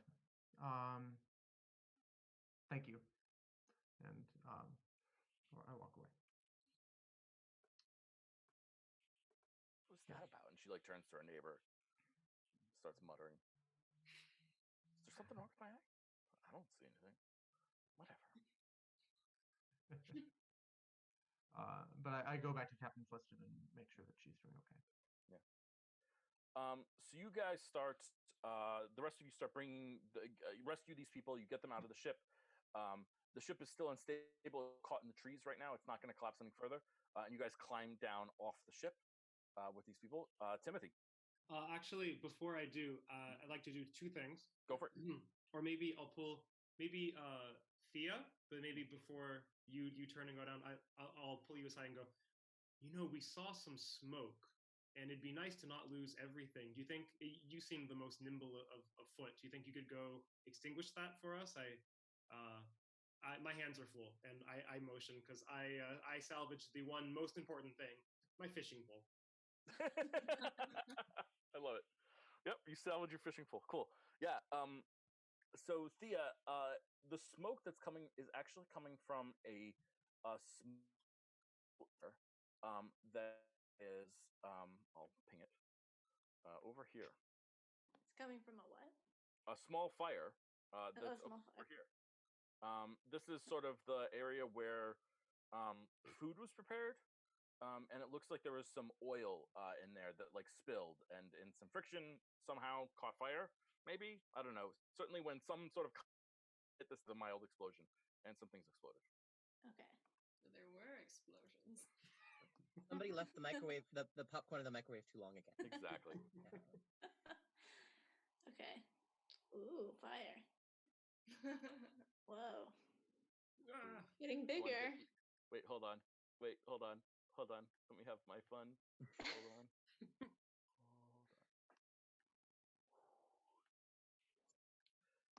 Sorry. Okay. I just get to have fun. Oh no.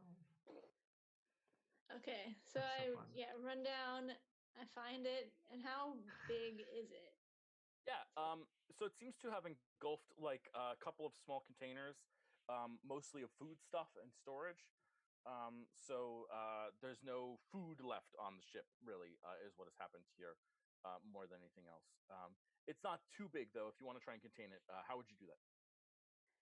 Are there any like pot lids? I could just damp it up. Yeah, sure, absolutely. Yes, you grab like some metal pots and pans and things like that, and try to damp out the fire. Yeah, I think that's a reasonable thing to do with the size of the fire. It is a huge fire. So why don't you? Yeah, I think you just succeed in doing that. I don't even think there needs to be a roll there. Done. No more fire for me. For now. Aw. Okay.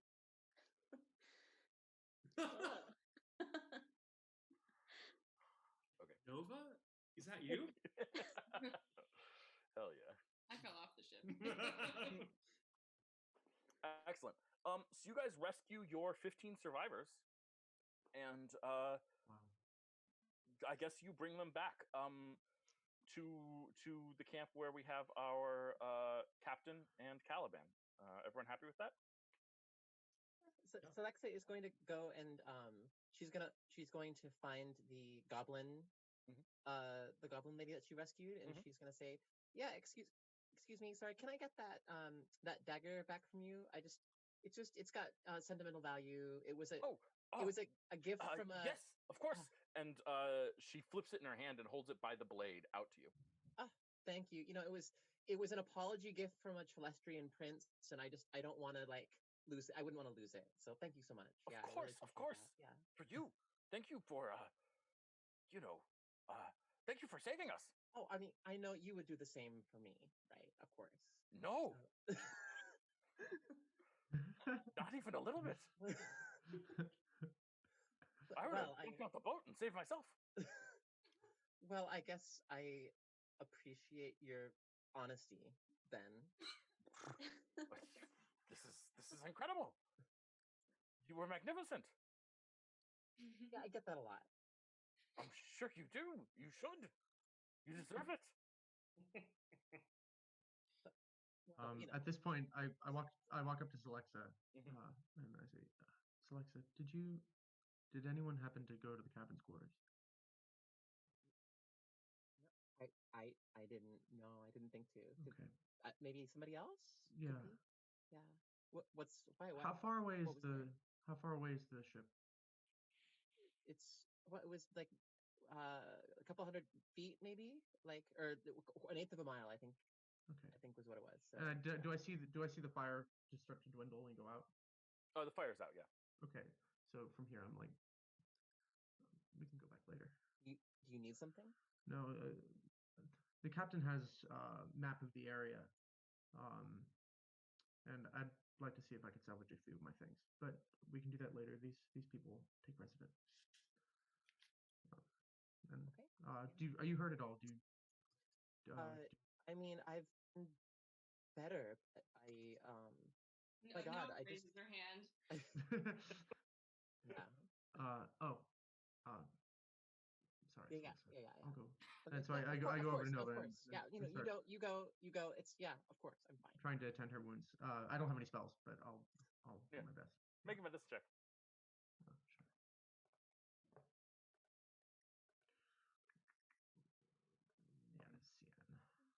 Sure. Yeah, let's see. Ah, 11. Nova, you feel better. Someone's just paying attention to your pain. Okay. Nice. Oh, how nice. Would it make sense? Here's a back rub. Would it make sense for us to take a short rest? Yes, and we should make sure we don't get attacked in the middle of the night. You should, Captain How Fliss do we make sure? It's like noon. hands up and like, I think that look, you guys are all very together and strong, but we should make our way to you think there's a lake? And we should probably camp there for like the rest of the day, honestly. The There's crew was some in bad shape. source of water to the north of here, yeah. The crew's in rough shape. We should just head that way and like try and camp there. I Okay. think, if that's okay. Timothy, will you come with me up at the front? Sure, absolutely. Yes, you know water as well or better than I do, so yeah, let's go. Yeah. So you start the trek towards the lake, and it's pretty slow going. A lot of these people are pretty injured. They have like bumps and bruises. Some of them are mechanically barely better off than dead, but they're not dying anymore. So, so we'll allow them their ability to walk a little bit, and they sort of stumble through the woods a little bit. You need to help them. Who among you is like the most helpful to these people? Who's like the one who's like leaning, like letting them lean on them or helping them walk or things like that? Timothy, yeah, that makes a lot of sense. And who is like the least responsive to their pain? Like who's just like, oh, I'm so sorry that you're suffering, and walking forward and not paying attention? Celexa. I feel like Celexa is like she's like she's hanging out with like walking next to Thea maybe, and she's kind of like complaining, and she's like oh, I guess Caliban's like leading us now or something, like apparently he knows what to do. Oh, I love it. I love it. Yeah, Thea's like, oh my god, why are you telling me this right now? I think Nova's limping along, but still trying to help other people. Yeah, that's great. So Timothy and Calvin, do you have a conversation up in front while you're heading for the water, or? I'm not sure what your thought is here, but I'm sure we have a pretty diverse crew. I'm sure Nova could head up the defense for the evening, and I could take some of the less bloody people and get us meals. I'm somewhat of a freshwater detective. I believe it. You talk a lot about fishing, so I'm really excited to see what you can do. I'd love to help in any way that I can. I haven't been fishing for years, but I know a thing or two. But it'll be nice to have some water at our backs, just in case. These forests don't seem particularly unfriendly, but I don't trust them either, you know? I do. But, that being said, I'm sure this isn't comforting, but I've seen some real monsters come out of water, too. I mean, you wouldn't believe the size of things I've caught by accident. Not terribly comforting, but right. Thank you for your candor. Timothy, that was some back with the flying ladies with the feathers. That was some quick thinking. Diving over the ship there. I couldn't have ever done anything like that. Well, I wouldn't exactly call it thinking in hindsight. It was definitely brave. I'll give myself that, but I'm glad it worked out. I guess I just have a lot of faith in Nova and the other companions here. Funnily enough, for a man of faith, I don't particularly have a lot of faith. I do a lot of thinking and a lot of working out problems, but when it comes to believing in something other than myself and my God, it doesn't come naturally to me. It's something that I think you do very naturally. Well, I've spent my fair share of time in the classroom, and I've spent much more outside, and I think I could fill a book. In fact, I have filled a book with things that I've learned on the outside, and maybe try thinking less and believing more. Thinking less, believing more. Okay. Yeah, I can try, certainly. Yeah. And he just sort of walks awkwardly next to you for a while. Excellent. Anyone else have any conversations on your walk to the water? I think on the entire way there, I'm talking with the random people, trying to convince them to help me start like a guard. Yeah. So a dwarf who's gruff and has a long beard, stereotypical dwarf. Never says a word to you, but answers directly into your mind with his psionic powers and says, yes. All right, I got one.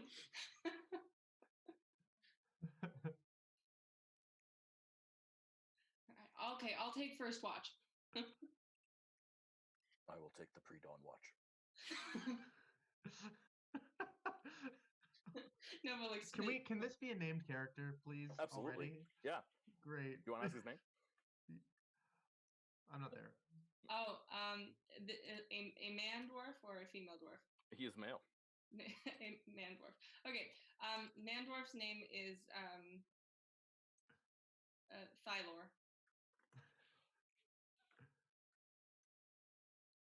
Thylor. Oh, Thylor. Thylor, like. Thylor, the psionic man dwarf.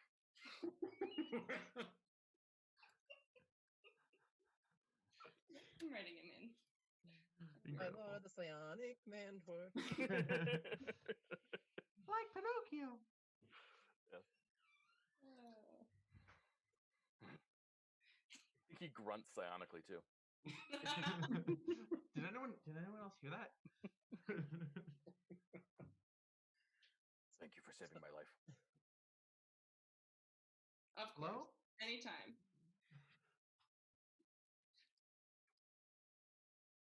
That's funny Yeah, because I was Thea gonna still say. has a headache from lifting the ship.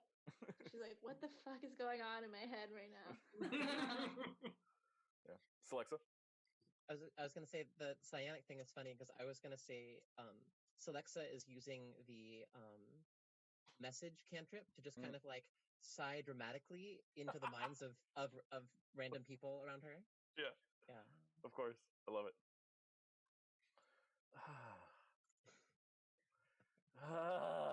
Just louder. You ever do that thing where you're like you want attention, so you just like walk somewhere and then like sigh dramatically and no one responds, so you like walk closer to them and do the exact same gesture but louder. Right. Message from up against their ear. Notice me. Oh man. Okay. Excellent. Yeah. So you guys make it to the water. It's still relatively early in the day, but people are exhausted. I think not the least of which you guys are relatively included. What are we doing for food? Fishing. I'm gonna survey the wounded and see if anyone looks capable of carrying a rod. Yes, several people do. Okay. I'm gonna lead a master class in fishing, and I'll walk them through. Like maybe we'll find some like bamboo like rods or something, and try to or maybe just some string. Super simple, like line and hook kind of fishing. I love it. Timothy, this is fantastic. I want you to roll a fishing experience thing, but this your tribute is going to be charisma because you're trying to teach people. Okay, so fishing rod per thing, but with charisma. Yep. Okay. Can I attempt to assist since I've done this before? Yes. Roll it at advantage, please, Timothy. Okay. Intelligence, charisma, and then click it. That's a natural 20. Wow.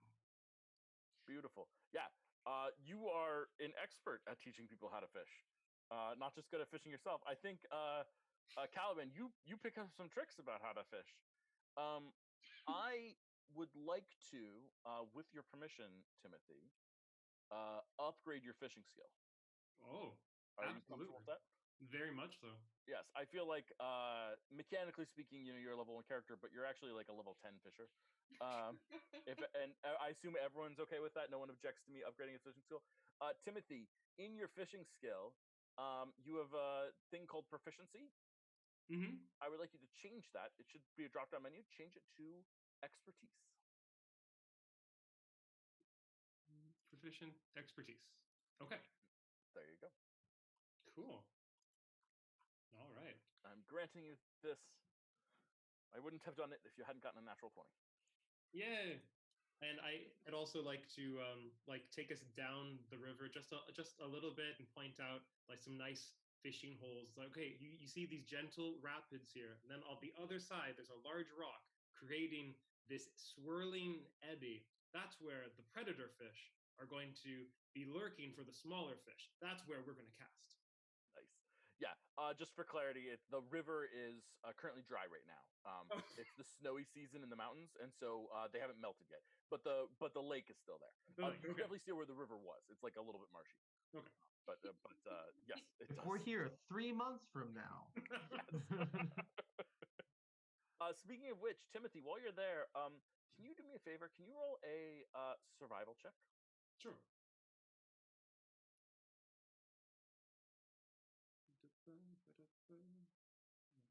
Looking at this thing. There we go. Yeah. It is unseasonably windy in these woods. A little chill in the air. That's strange. It's a little brisk, wouldn't you say? Yes. Timothy? Do you prefer Timothy or Dr. Rowe? Oh, please. No need for formalities. Okay. It's very chilly, but is that normal for this time of year? I don't know. Not to my knowledge. Of course, I've never been here. Have you flown? No, I guess you wouldn't have. This does seem strange. What? Can you say that again louder? It's really windy here. Exactly. What? So the wind is really picking up. It's like quite dramatic at this point. Yeah. I'm gonna wave back to camp and go like big question mark arms. Mm-hmm.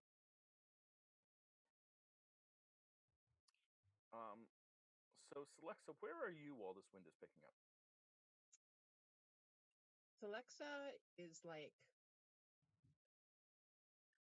she is trying to find a spot, maybe like someplace against a big rock or something. Mm-hmm. She's kind of like really exasperated that they're like camping, that they're like apparently trying to like rest here in the middle of fucking nowhere. Mm-hmm. And so she is gonna find as sheltered a spot as she can.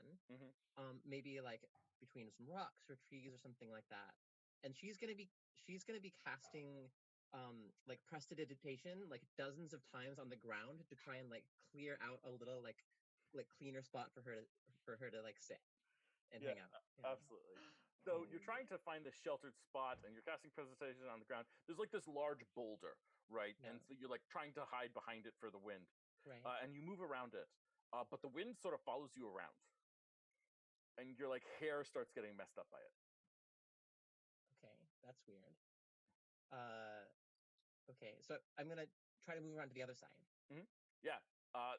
It's windy over here too. Okay, she's gonna just kind of like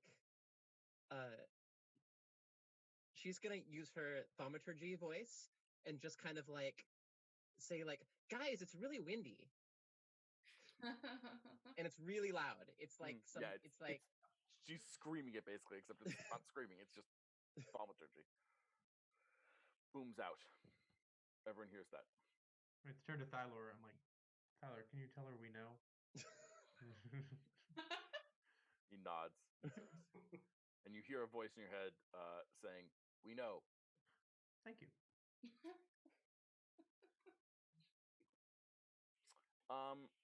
And I think at this point, are you still trying to avoid the wind? Yeah. She's gonna be looking for a spot that's like she's gonna try and cram between some trees somewhere, or see if she can like. She hates that the wind is like. Perfect. Like it's like messing up her hair. It's awful. It's terrible.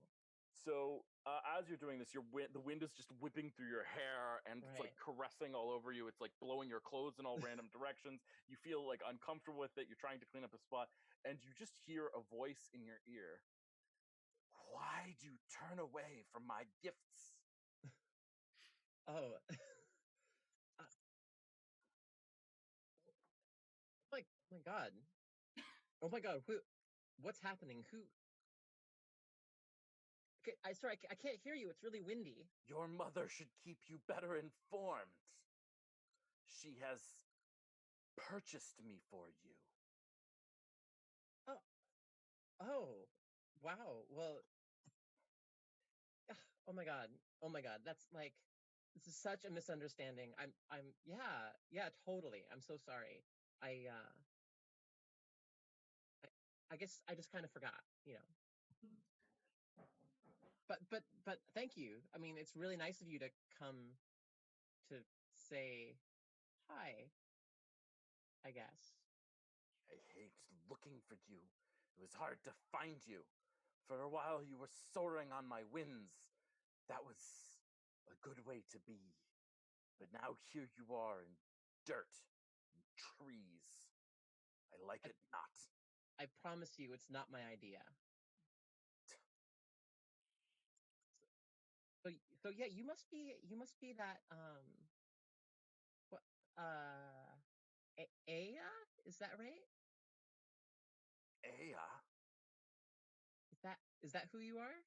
Who are you anyways? I mean, like, what's your name? Psst. It doesn't matter. My contract is with your mother, not with you.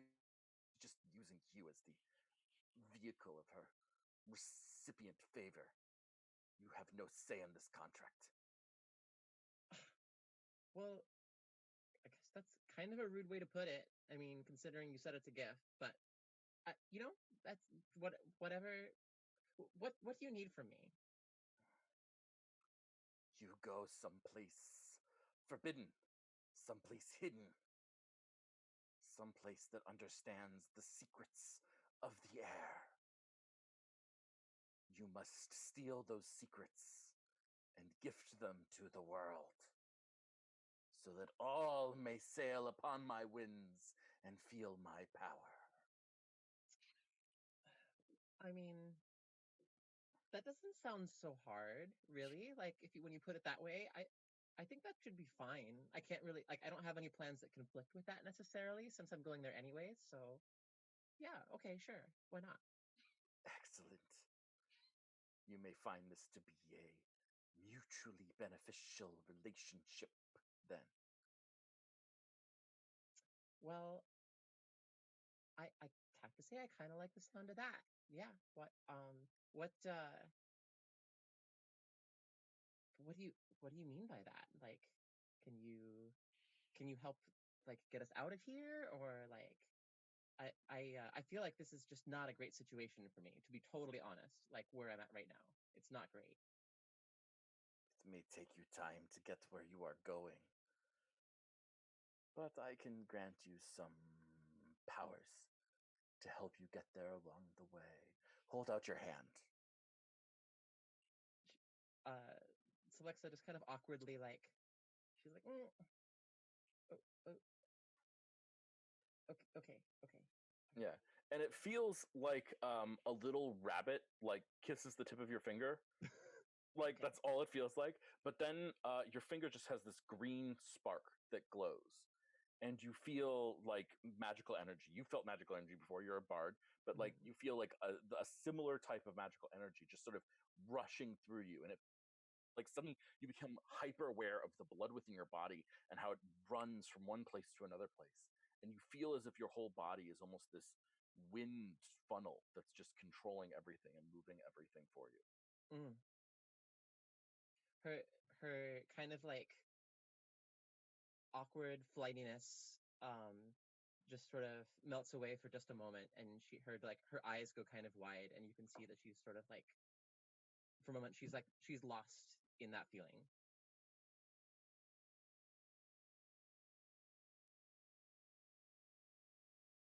When you feel the wind, you feel me. If you need me, seek the wind. And then the wind dies down.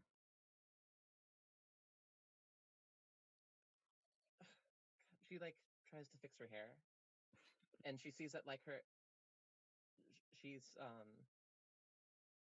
she sees that like all the cleaning she did of the like the wind just blew everything everywhere. So like nothing's clean anymore, and she's just like, she probably goes to like walk away a little ways and just kind of like try and figure out what happened. She's gonna try and be alone for a little bit. Beautiful. Does anyone have any more scenes that they would like to happen before they get a long rest? I'd like to pray for the first time in a long while. Mm-hmm. And can you tell me what Caliban praying looks like?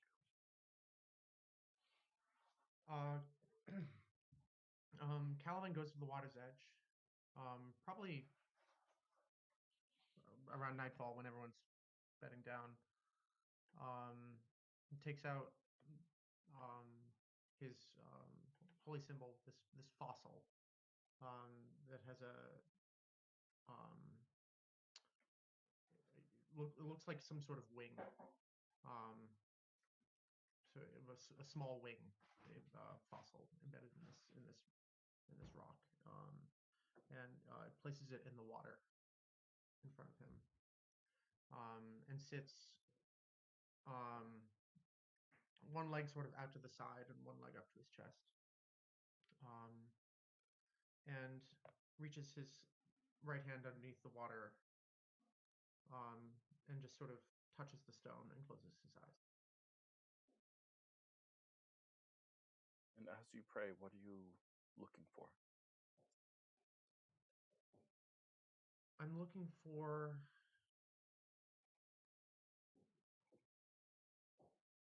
the gods that might dwell or might have dwelled at one point in this realm that I've never been to. I'm trying to reach out to any untapped forces that may have been here at one point. And if not, if none of those, if I don't feel anything, then I go back to my memories, what I felt before. So the stone that you touch remembers. It's weird to think of a stone as having sentience for us, but for you, a priest of the Akutsong, you know that the stones, the islands, they each have personalities, they each have feelings. And this stone remembers that it was once part of the large boulder off to the side, the boulder that Celexa was sort of running around to avoid the wind for a while. And it remembers how it felt to be part of that boulder and how it feels to now be smaller. It doesn't mind being smaller, but it used to be part of the collective, and now it's a new, different collective. It feels different more than anything else. And so, as you feel it, you feel its history, you feel in its history, its change over time. It's shrinking, but also growing into new experiences. And just for a second, you feel a bit of clarity about the ring that you are wearing on your fingers. And you realize that what this ring does is store spells. And that someone has placed in it 2 spells for you. The first spell they placed in it was Cure Wounds. That was very useful. I wonder if the second spell will be as useful. They put in the spell Divination. Of course, as a ring of spell storing, you can, once you've used the spells up, you can put in new spells and treat it as essentially extra spells when you need it. Who knows when that'll happen or how that'll work out for you. Okay, I focus on that feeling of clarity and try not to think about it too much.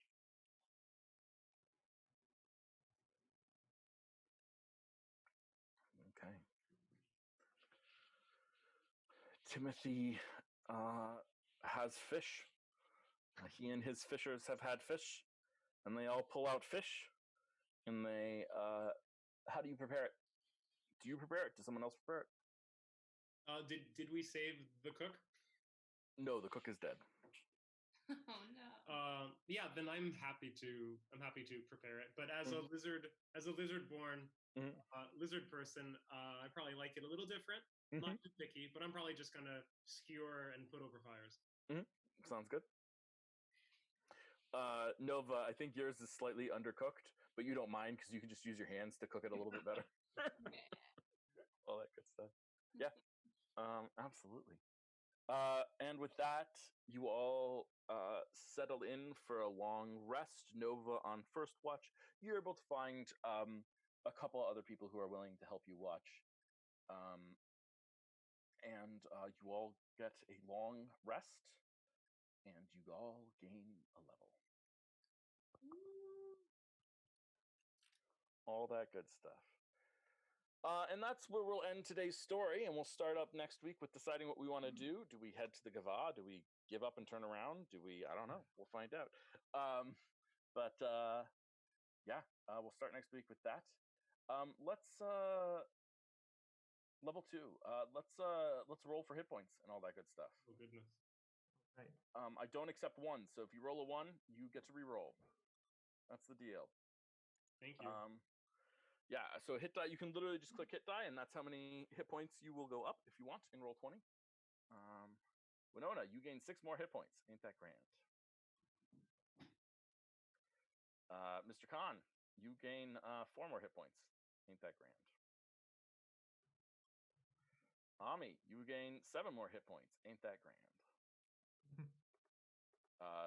John, you gain 7 more hit points as well. Sorry, I missed you. Wow. And that leaves Nika with your class. 9 more hit points. Ain't that awesome? Well, that's Ain't good. that awesome? You'll be needing that. So in case you couldn't tell from the stream, Nika is multi-classing from Bard to Warlock. So Bardlock, classic stuff. Always good. Archfey Warlock is correct. Excellent. Anyone else doing anything unusual, or is everyone just taking level 2 in their standard class? Cool. Anyone have any big decisions to make at level 2? I think Ranger. Ranger gets to choose a fighting style, I believe. Fighting style, yeah. Well, choose well. And all that good stuff. Rogues basically become rogues at level 2, in my opinion. Now you have bonus actions that you can actually do. So check out those bonus action things for you. You get all these. You can disengage as a bonus action. You can move extra amounts as a bonus action. You sort of become more mobile, is really what a lot of them amount to. There is also a new Unearthed Arcana bonus action that I like that we are using that may come in handy. I don't know. Where you can, it's called Aim. If you do not move on your turn, then you can spend your bonus action to grant yourself advantage, which also grants yourself sneak attack. But you have to specifically not move. And this only works with ranged weapons. So you can't do it with rapier, but you can do it with the longbow. Excellent. Khan, you just get more spell slots?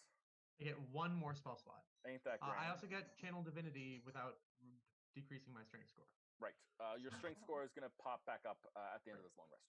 Thank you. So you're back to normal. Thanks for letting me do that. Absolutely. It was awesome. Who wouldn't let you do that? That was awesome. And fighter, you get action surge. So I don't say that. Unlike the rogue, that's not what makes you a fighter, but that is what makes you a powerful fighter. So we'll take it. And then Nika, you're taking Archfey, Pact of the Archfey. Right. You've looked up multi-classing spell slots and things like that.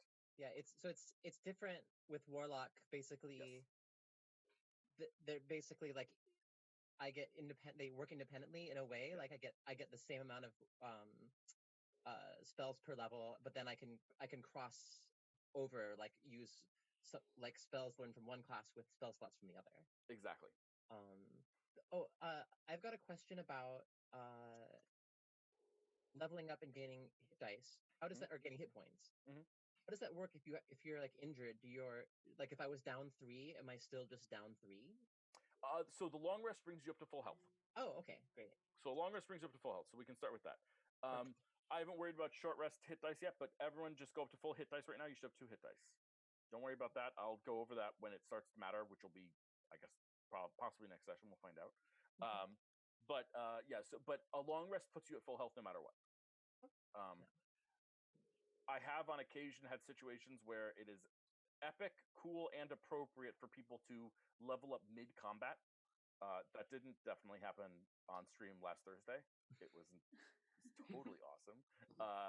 The combat was like an epic combat. It was very intense, and so we had to stop in the middle of combat, and I checked the numbers, and they had actually leveled up from one of the skeletons that they killed on the way to the combat. So there they were. And so the following week they came back, and the way I ruled that is that they get the new hit points, but they don't get to go to full health.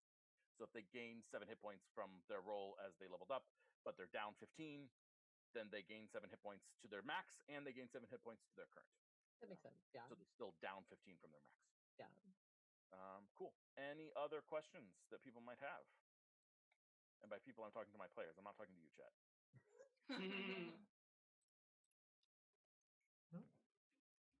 Excellent. Okay, guys. Well, I hope y'all had fun. I had a great time. That was a lot of fun. If you enjoyed this, please like, follow, subscribe. I don't know, whatever the stuff you're supposed to do is. And come check out some of our other shows. We've got shows every Sunday, Monday, Thursday, and Friday. And Friday is back. I know we had this last Friday off, but we're back this Friday for more Monster Heartsy goodness. And we're looking at adding some more stuff to our lineup in the not too distant future. Hope you all have good and happy lives. Please wash your hands, keep social distance, take care of your friends, family, and pets from a distance if you are not isolated with them.